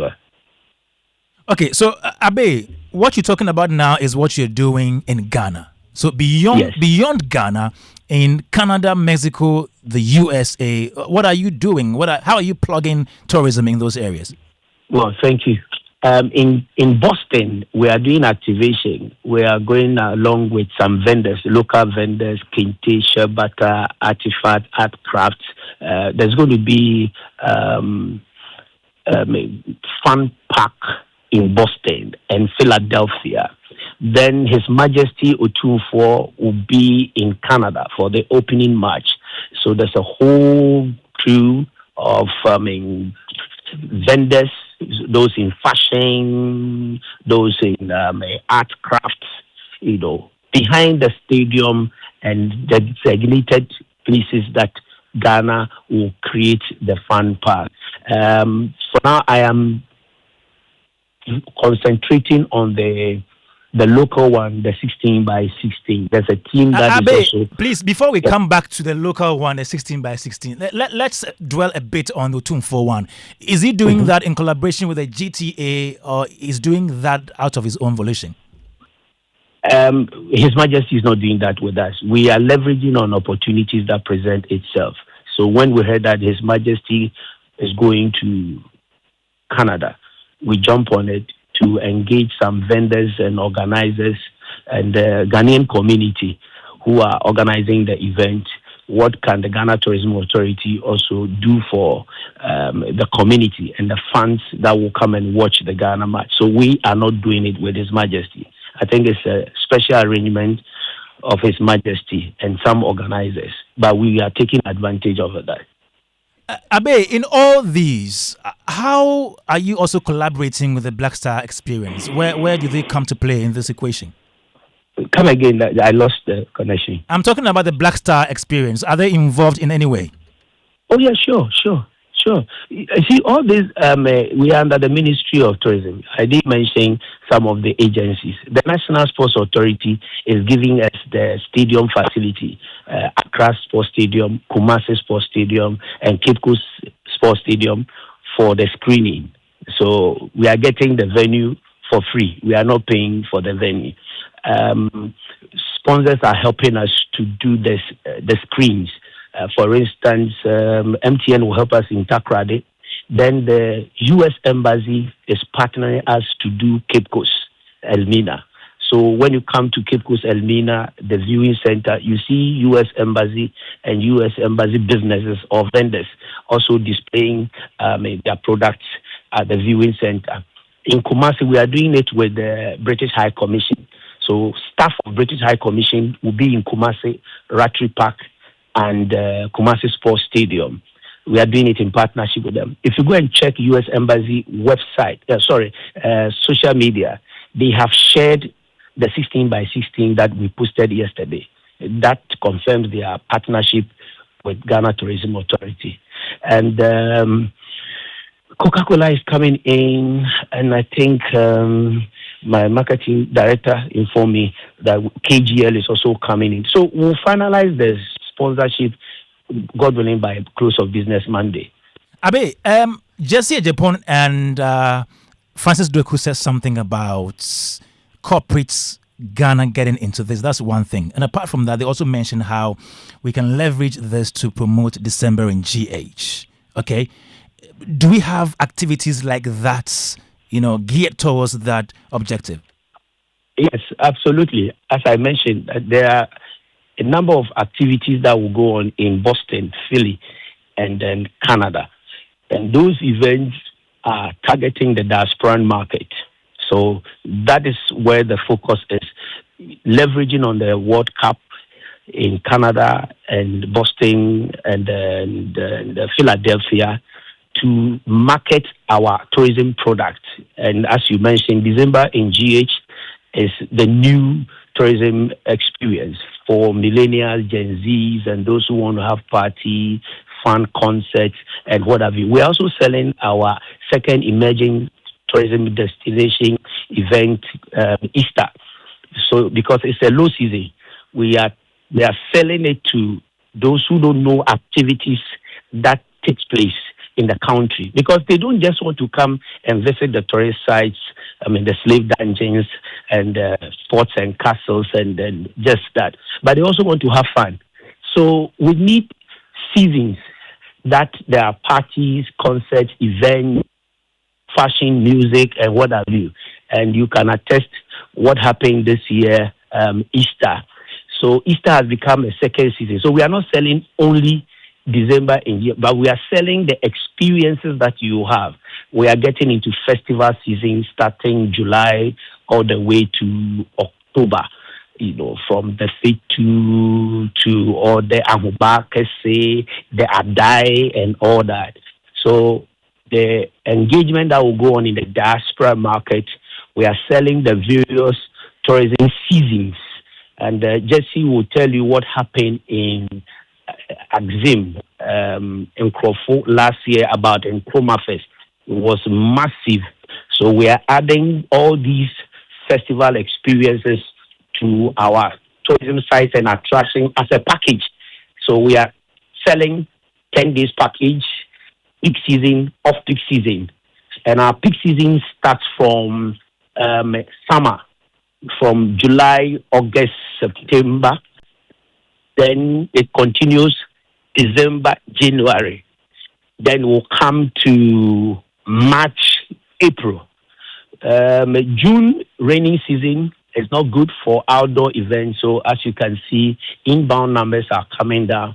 So we have taken a cursory look of our destination and the seasons that we have that will appeal to the diaspora market. And that is what we are going to present to the international community or the international market. It's, please, Uncle Ken has a question for you, Abe. Yes, sir. Abe. Yes, Uncle. Good evening. Good evening, Uncle. Your 16 by 16 that you talked about, it's supposed to be in collaboration with Tribe Culture Fest. Is that true? Yes, please. Who are Tribe Culture Fest? So my understanding of how Tribe Culture Fest, came to Ghana Tourism Authority. They're a private agency, event organizing company that brought the proposal of a World Cup activation across the 16 regions of Ghana. So the idea of 16 by 16 was initially propounded by Tribe Culture Fest.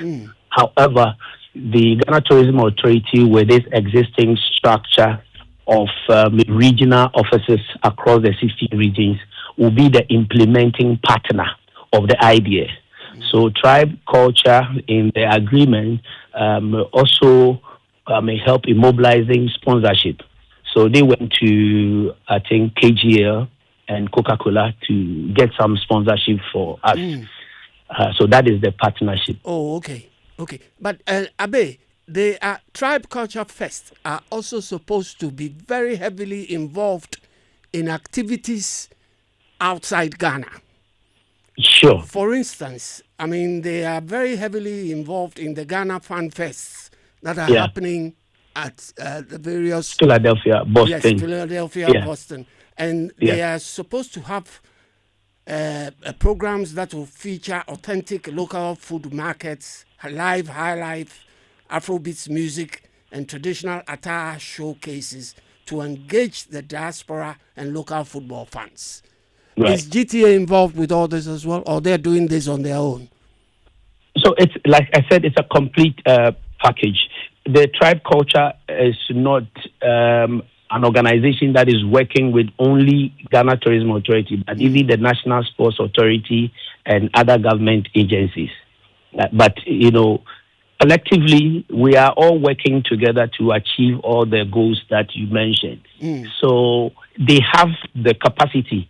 In America, they have the resources, they have the team.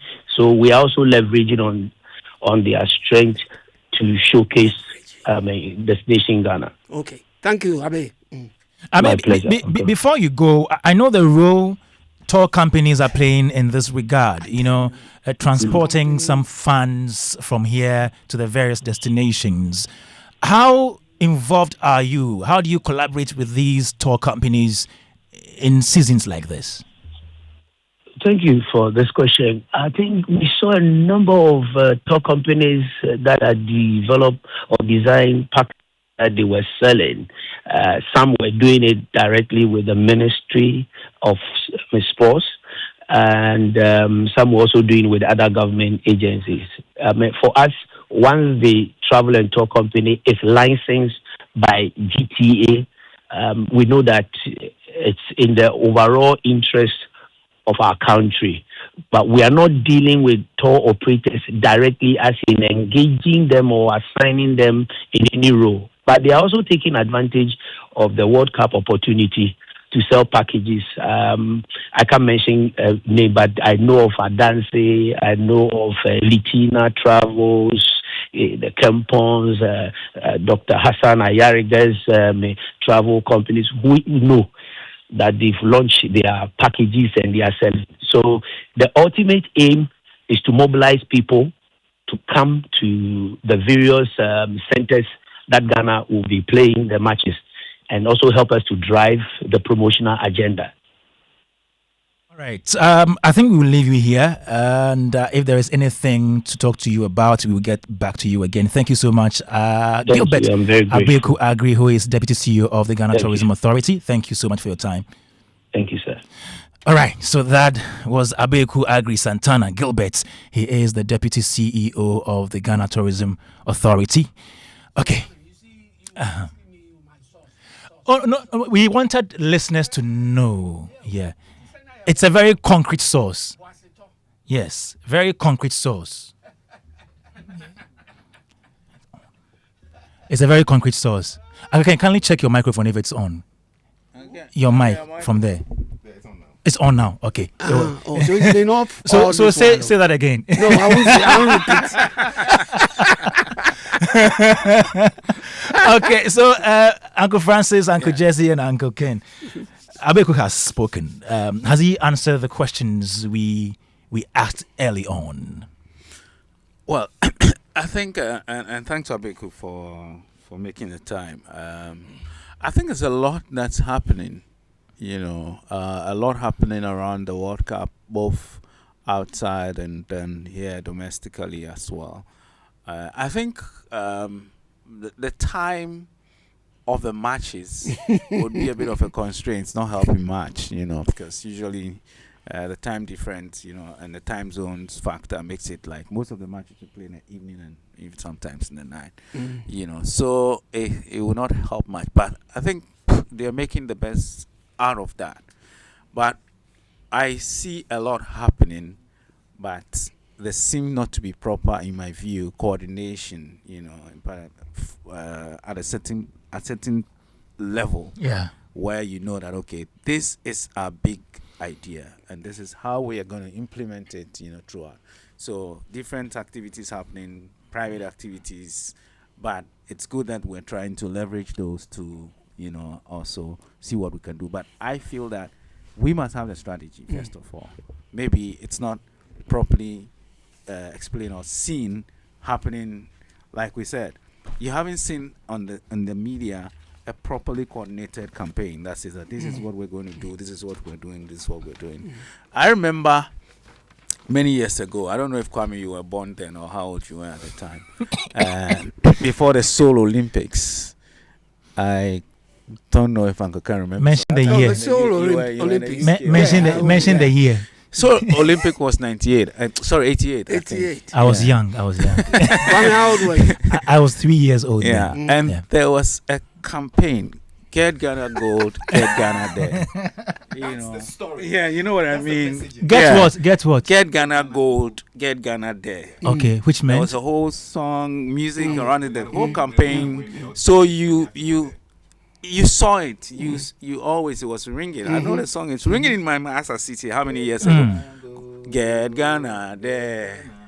Kind of thing. Hey, so that's in my view what I see missing. So even though there's a lot happening, there seem not to be one something that says that this is what we're doing domestically. I like the 16-16 idea, but what is the idea for outside?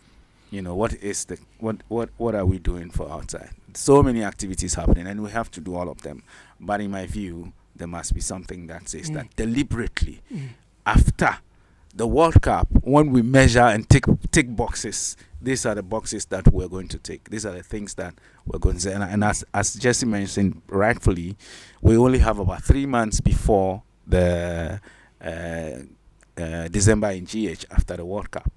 and we must show how we want to tick those boxes that will lead the. I mean, December is not the only thing we are selling, or it's not the only period we are selling, but it's our biggest sale as a destination. Right? Abeko mentioned, for instance, that we also want to add Easter as another time that will sell. And I believe we have spoken about how the Black Star experience is supposed to be all year round, engagement of the destination. But December, as it is now, is the biggest thing that we sell. So what are we doing towards that in terms of the bigger strategy? Even though there are, a few legs here and there, things that are happening,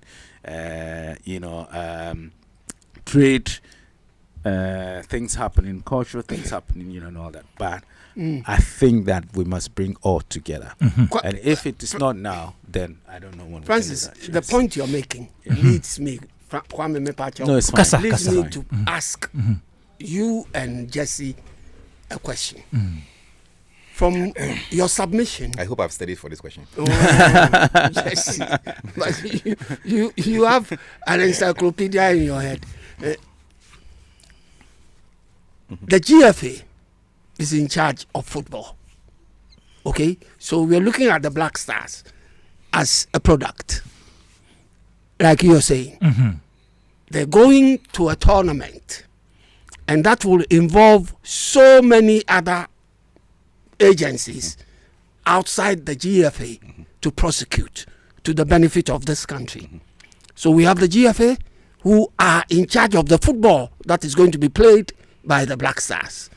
So the team... So they're in charge of the Black Stars. Exactly. Okay. Now then we look at production houses that are going to relay the matches to us, the citizenry. Okay? Yeah. They are also a part. The rights. Yes, those that will have the rights and all that. They are also another bit of the jigsaw. And then you have the brands people who are looking to leverage on this tournament to promote their products and promote their products and all that that they have. That's where Jesse comes in. Yeah, that's what Jesse. He's not here. We were going to. There are other, like GTA. Yeah. Tourism. Yeah. They're looking at the tourism or the their ministry. job is promote the destination. Exactly, to promote stuff. Yeah. Are you saying, therefore, that the way to have approached this would have been to maybe have a committee that had all these people there for everybody to share information so that people could now know exactly where they stood? Because as it is now, there are sections who might not know certain things that other sections are doing for them to buy into. I think not all of them. I mean, for in fact, the brands and co, they are individual, private, maybe brands who say that, okay, because Ghana is in the World Cup, we are leveraging that to let the public know about our products, our services, and all that. That they are here. But I think we're looking at it from the side of the country, the government, the people responsible for promoting the destination. And I think Jesse mentioned, and maybe he will explain a bit more, the two main ministries that are involved in this, the Ministry of Sports and the Ministry of Tourism. These are the two that need to have a certain level of bringing everybody together. What about trade? Trade is support. So if, of course, it's sports, so it's because the Black Stars is sports. So that's where Sports Ministry comes. The National Sports Authority, which is the agency under, in my view, the ministry that would be responsible for working with the GFA, because the GFA is a private organization, but they are representing Ghana. So the National Sports Authority would work with them to make sure that they manage the sports side. But the tourism ministry, with these agencies that are responsible for promoting the destination, also need to work with them together to see how they can market the destination. And then in my view, also again, the Black Star Experience Office, which is neither under the Ministry of Sports or the Ministry of Tourism, but it works with everybody. It's under the president. It's under the office of the president. So there must be at a certain level a coordination that says that for us as a destination, this is what we're doing. We're managing these people, but these people are also looking at the things that will sell the destination. And as I mentioned from the beginning, what are our key strengths when it comes to this destination? 2 areas, heritage and culture. And Abeku mentioned some of those that we're working around. But the point I made earlier was that I'm not seeing all that coming together. That everybody working together to make sure that, okay, this is what we are pushing. Is it fair? Is it fair to say that they've not collaborated well for this tournament? Well, maybe they have, but we're not seeing that. If we're not seeing, then then they haven't. Then what is the result of the collaboration? If we are not seeing? Maybe Francis. Or it will happen. It will happen when the World Cup starts. Yeah, maybe we'll see the results. When we'll see the results, okay. Maybe. What for Let me come to Jesse and they talk the matter finish. Yeah, no, let's talk from Abeku's submission. Yes. Let's address the things he mentioned. So I think Abeku ran through a lot of activities. Yeah. I think in my view, it's important that we leave the person following the game with a memory worth holding. I could list for you 20,000 activities today. It could be happening across the world. A lot. For the first time, I'm hearing him try to go through a full list of activities. Let me give a typical example. When we are going for sporting activities, we may appoint, let's say, what you might call a chef de mission who leads the delegation and the team. So they're gone. I would have loved that we have an arrowhead for our World Cup representation because it's cross-functional, cross-ministerial, cross-departmental. Imagine, as an example, let's say Francis Doku here was appointed the arrowhead or for Ghana's World Cup representation. It means technically then all the ministries, the departments, everybody else feeds into the, let's say, the quasi secretariat set up for the World Cup activity. Yeah, it's like a project. Then everybody feeds into it. Then they have like a single, which is why I feel, and again I could be wrong, I feel that the Black Star experience for me, when it was launched at the Black Star Square, for me I was there, but I was hiding. I was in a corner. I got there late. You always hide from everything. And it was a beautiful experience. It was beautiful. When I saw, I think Rex Omar was very emotional that day. Did I see him teary? But he was too happy. You know what I mean? His Excellency John was excited. It was very excited. I was super excited. So I think in my view, from a pure brand experience point of view, our World Cup representation, that office is under the office. It's under the office of the presidency. Yeah. So, in my view, the various activities, how do we draw everybody together? Bring everybody to the table. Anybody else who's doing an activity, then a calendar of activities is published. You get what I mean? Make it easy. There's a temporary website set up for Ghana's World Cup participation. Beautiful. In Canada, where is the theme park? 16 by 16, where are we showing it? In Takrady, where is ABCD? What number do I call to do ABCD? How do I partake in it? How do I show up? Because at this point in time, beyond what Abeku said right now, I can't repeat verbatim what the World Cup experience is. And the only way to tell the World Cup experience is to put it under your Black Star experience and have a calendar of activities and power it. I believe they are the doing Black things. Star experience could be the committee that That's the project. Don't forget, Black Star experience can touch anything. Yeah. So for me, investment. I think that there was good intention. The president had good intentions in leading the charge for Black Star experience. The vehicle is created. What are you doing with it? Maybe there's no fuel in the vehicle. No, but there's fuel. See, Abeku just said right now that there are private sector actors coming to play. You see, sometimes, right, forget money. If you want to treat the Black Star experience place as just a normal secretariat, right? What would they do? Chairman, all you need is a website. What are the activities happening in Ghana? What are the activities happening globally? I want to know what you're reading. What's going on? I mean, imagine. Bad man. Imagine that, Chairman. Imagine that, Francis. I'm talking to you. You're talking to you. Imagine that every week there's a tweet from the office of the Black Star Experience office saying that Toronto, get ready for us. We are with you on the 22nd of ABCD. Afronita is our person for this. This person is doing ABCD. Follow this person. Go here. What's a single point of contact? Because GTA is doing great, I'm sure. Trade Ministry is doing great. But what's the arrowhead for our representation? What's a spoke? What's a spoke? who brings all of it together. Like again, I love the 16 by 16, but it's the first time that I'm hearing it. Yeah, first time I'm hearing. If I decide, if I elect to go to Nzimamale, I walk up and one Zimakakla. Mokodi kana mani ya walking. Mbangwe wonyeka. What's the meaning? You know, I could just say he drew the Nzima out of me. You know, the guy commode Nzima from my inside. What's the meaning of that? I mean, say if I go in Nzima right now, yeah, and I say I want to go spend the World Cup period in Nzima, okay, where is the center? Oh, wow. So I'm just saying that, and it doesn't take for me. It doesn't take a lot. And again, forget money. You can just have 2, 3, 4 people in a secretariat who would synthesize all the activities, the photos, the video. A simple place. You have this is the economy of the World Cup, the funds of the World Cup, the soccer of the World Cup, the jerseys of anything else. It's for me, that's the essence of the president's vehicle, Black Star experience, and I think you should use it. It's a good thing the president launched it. To be honest, I'm not advocating for them, but I feel it's a missed opportunity to have Black Star representatives at the world stage, and Black Star experience is not the arrowhead.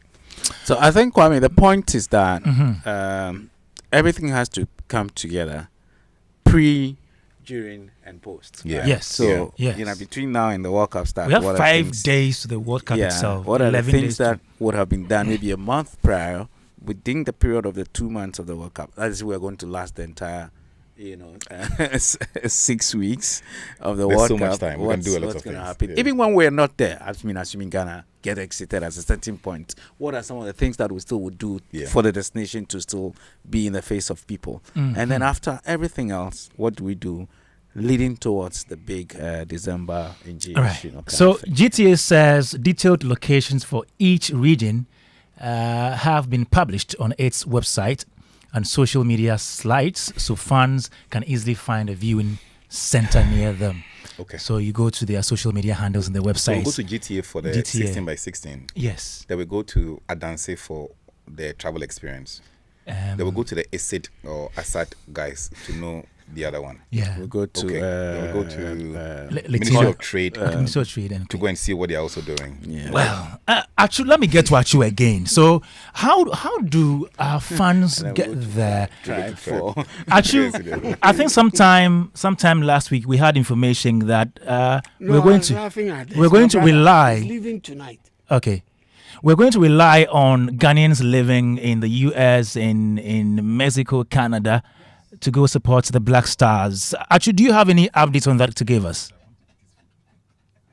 Hello, Achu. Yeah, and I think it's the most sensible approach the government could do.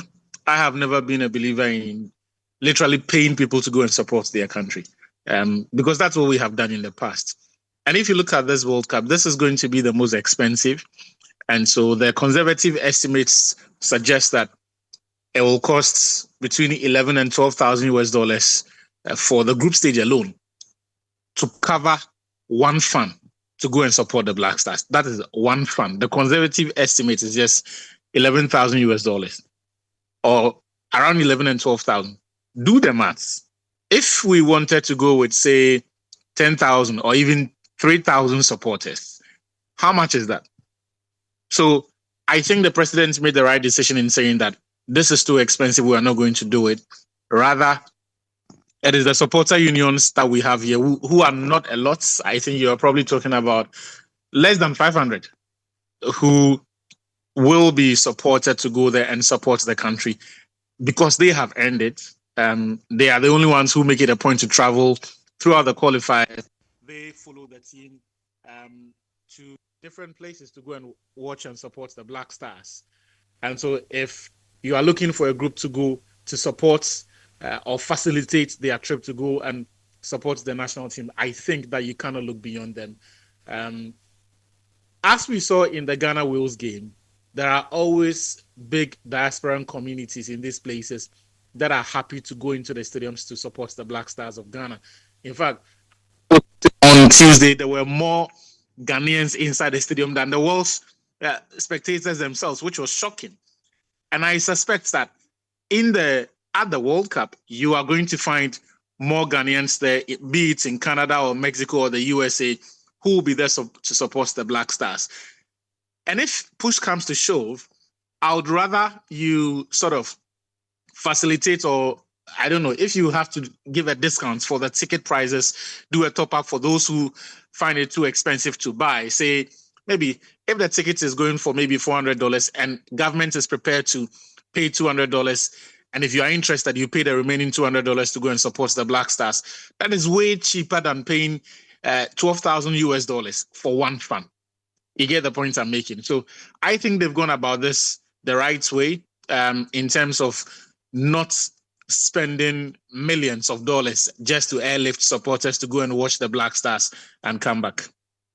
Do we now know the criteria they're using to select which people are going to be selected? Actually? They are not selecting fans. It's the Was it a supporter draw? groups it's the supporter groups as we know them. So government is not selecting fans like we've done in the past. You will see the party foot soldiers and MPs and the constituency chairman and the big people in government pushing their people on the protocol list. That is not going to happen this time, unless, of course, something changes. But what the president has said, what the sports minister has also said, is that it is the supporter groups that they are going to facilitate the process for them to go to the FIFA World Cup. And you probably are talking about a few hundreds of football fans who form the National Supporters Union, who have been following the Black Stars across the continent during the World Cup qualifiers to go and support the team. So as far as your question is concerned, no, they are not sending the average football fan to go and support the Black Stars. All right, Uncle Ken. Yes, Uncle Ken, you have a question for Achu? Achu? Achu, are you there?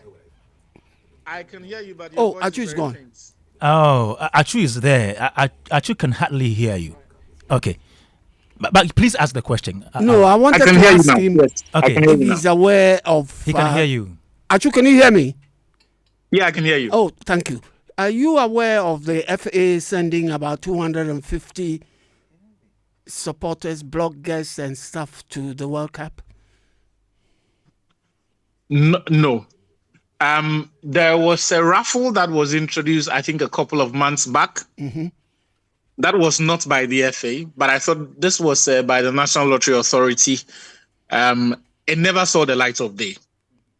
The idea was to put some people who can market brand Ghana, some influencers, journalists, and people with significant following to go and support the Black Stars of Ghana. But that was ditched. Some of the people who joined the early raffle were compensated. I think there were some of them even came on some of our platforms at Multimedia, yes, some other radio stations to complain of being scammed. Pardon me? Some people came on the airwaves to complain of being scammed. Not scammed. The process was cancelled, and so I think those were because if you promise that you are going to give people an all expense paid trip if they win a raffle, right, and you later tell them that this is not going to happen, and that was what they were seeking for, and they were compensated, and that's how come all of them have gone quiet, and we're not hearing any complaints again. Okay. But that I reached, unless of course there is something new that is going on that has not been announced. I'm not aware of any raffle. Okay, now, Achu, Joy FM, can you give us an insight into what you're going to be doing? Oh, we started already. So yesterday on Joy Prime, we started a World Cup preview show at 4 p.m. I was on with Daniel Cranting, with Musbar Razak, Ademu Benin Abdul Karim was there. That show was executive produced by Fent himself, our sports editor, and of course Mukhtar Nabila. When the World Cup starts, you're going to have a World Cup daily show from mid-morning at 10 that will look back on the games ahead of day, but also look on the games that were played the day before. But we also, I can tell you, have got the broadcast rights for the World Cup matches. So we'll be showing you the live matches, not just the discussions, but apart from the World Cup daily show that we'll have at 10 a.m., we will also show you the live matches. Every Black Stars game will be live on Joy Prime. And there are big important games that we also will be showing on Joy Prime, as well as on Joy FM. We'll be bringing you live commentary of the significant games, not just of the Black Stars, but the big countries, our African brothers as well, will also be heavily covered. If I may add, we've got a partnership with The Guardian in the UK, possibly the most credible websites out there in the UK. We've got a partnership with them, so we're exchanging information as far as coverage of World Cup is concerned. That partnership allows us access to their 47 experts who will be reporting on the 47 other countries that are participating in the World Cup. We will also be contributing information as far as previews, insights, build-ups, and whatnots are concerned for the Black Stars of Ghana. So we're giving you a 360 view as far as the coverage of the World Cup, radio, television, online. Actually, thank you so much for the information, okay? It's Joy 99.7 FM, Showbiz A to Z. Queuing for your favorite to watch it. We can accept it. If there is one thing that Ghanaians can relate, it is queuing. Just as queuing for Trotro. That is very normal, right? But one thing we can't accept is queuing to swap your MTN SIM. You can swap your MTN SIM yourself in minutes. Just visit my MTN app now or dial *1333# to get this done as soon as possible. No more standing, no more sweating, no more who'll be the last person. Just do it yourself. Simply swap it everywhere you go. Did you know that Ghana currently spends more than 8 billion Ghana cedis annually importing food that can be produced locally? That is why this June Multimedia Group Limited, in partnership with the Federation of Associations of Ghanaian Exporters, bring you the Joy Business and SMS Agribusiness Month 2026. Under the theme From Soil to Sovereignty, Building Ghana's Agricultural Self-Reliance Through Innovation. So join us on the Joy Super Morning Show here on Joy 99.7 FM, on Joy News and across Joy Business platforms for a month-long national conversation on Ghana's food security and agribusiness future. Week 1 focuses on government policy, trade and financing for food sovereignty. Week 2 explores research, innovation, mechanization, and live coverage of the Ghana Horticulture Expo 2026. That happens from June 11 to 13 at the State House forecourt. And then week 3 examines infrastructure, value addition, youth participation in agricultural financing. While week 4 highlights opportunities across key horticulture value chains. The final week looks at consumer power and Ghana's roadmap to food sovereignty by 2030. So stay tuned to Joy FM and Joy News. Tomorrow is Sunday, exactly at 1:30 p.m. We're bringing you Pentecost Hour.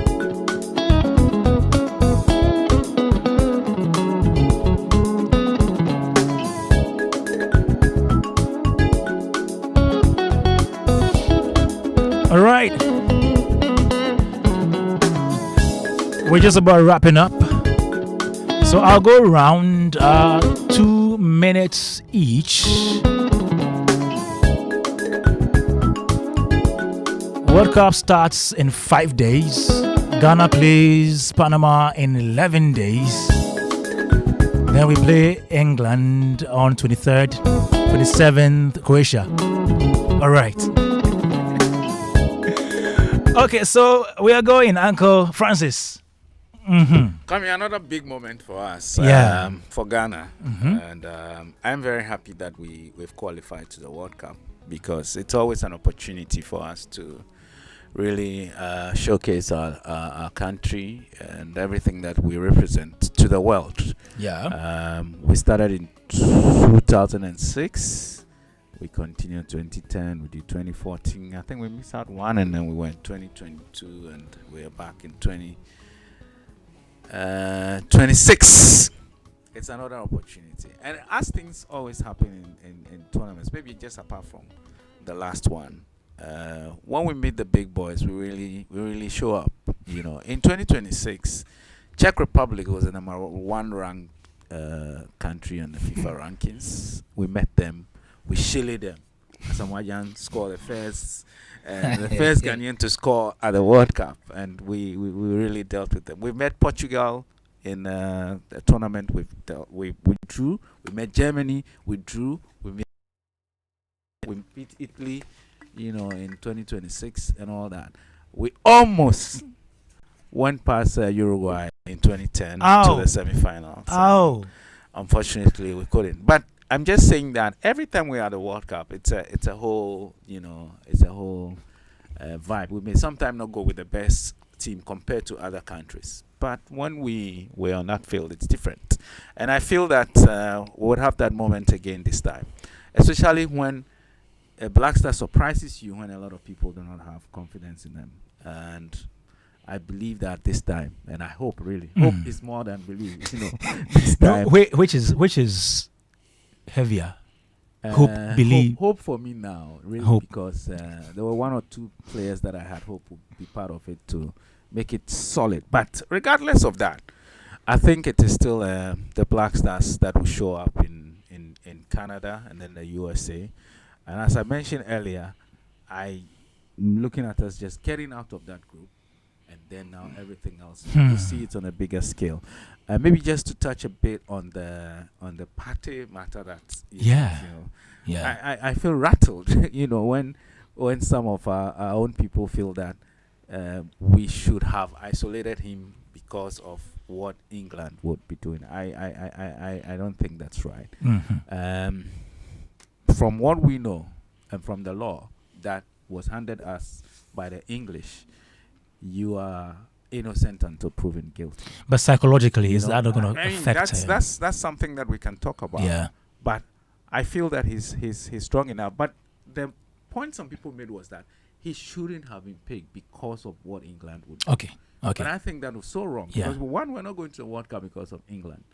Two, we're only playing them just once. Three, there are 3 matches to start with that we'll play before we go on to other places. And if he's strong enough in his mind and he's as guiltless, innocent as the next guy, I think that he should. But again, the FA and the manager should find the support system not only for him but for entire team, so that they can be in their best mind and will represent us.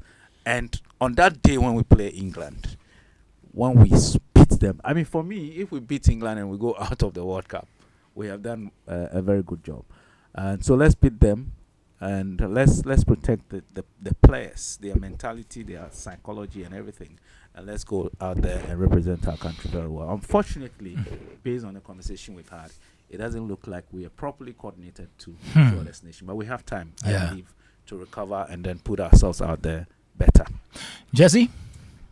For many years, my mantra has been one: Doom, Spiro, Sparrow. Whilst I breathe, I hope. Okay. So I'm just piggybacking from Francis's hope. Yeah. And it's my belief that we will galvanize and support our team when the tournament begins. Absolutely. It is my hope that those who are in charge of the process will also do what they need to do. We, the citizenry, will support it with our might and spirit and prayer. But, like I always say, Doom, Spiro, Sparrow. I hope the Black Stars will do us proud. All right, Uncle Ken. Yes, Kwame. Football is wonderful entertainment. Some of us live for football. We enjoy all kinds of football, and particularly the ultimate, the World Cup. I wish all the teams well. This is a tournament that I am not going to hazard a prediction. At all.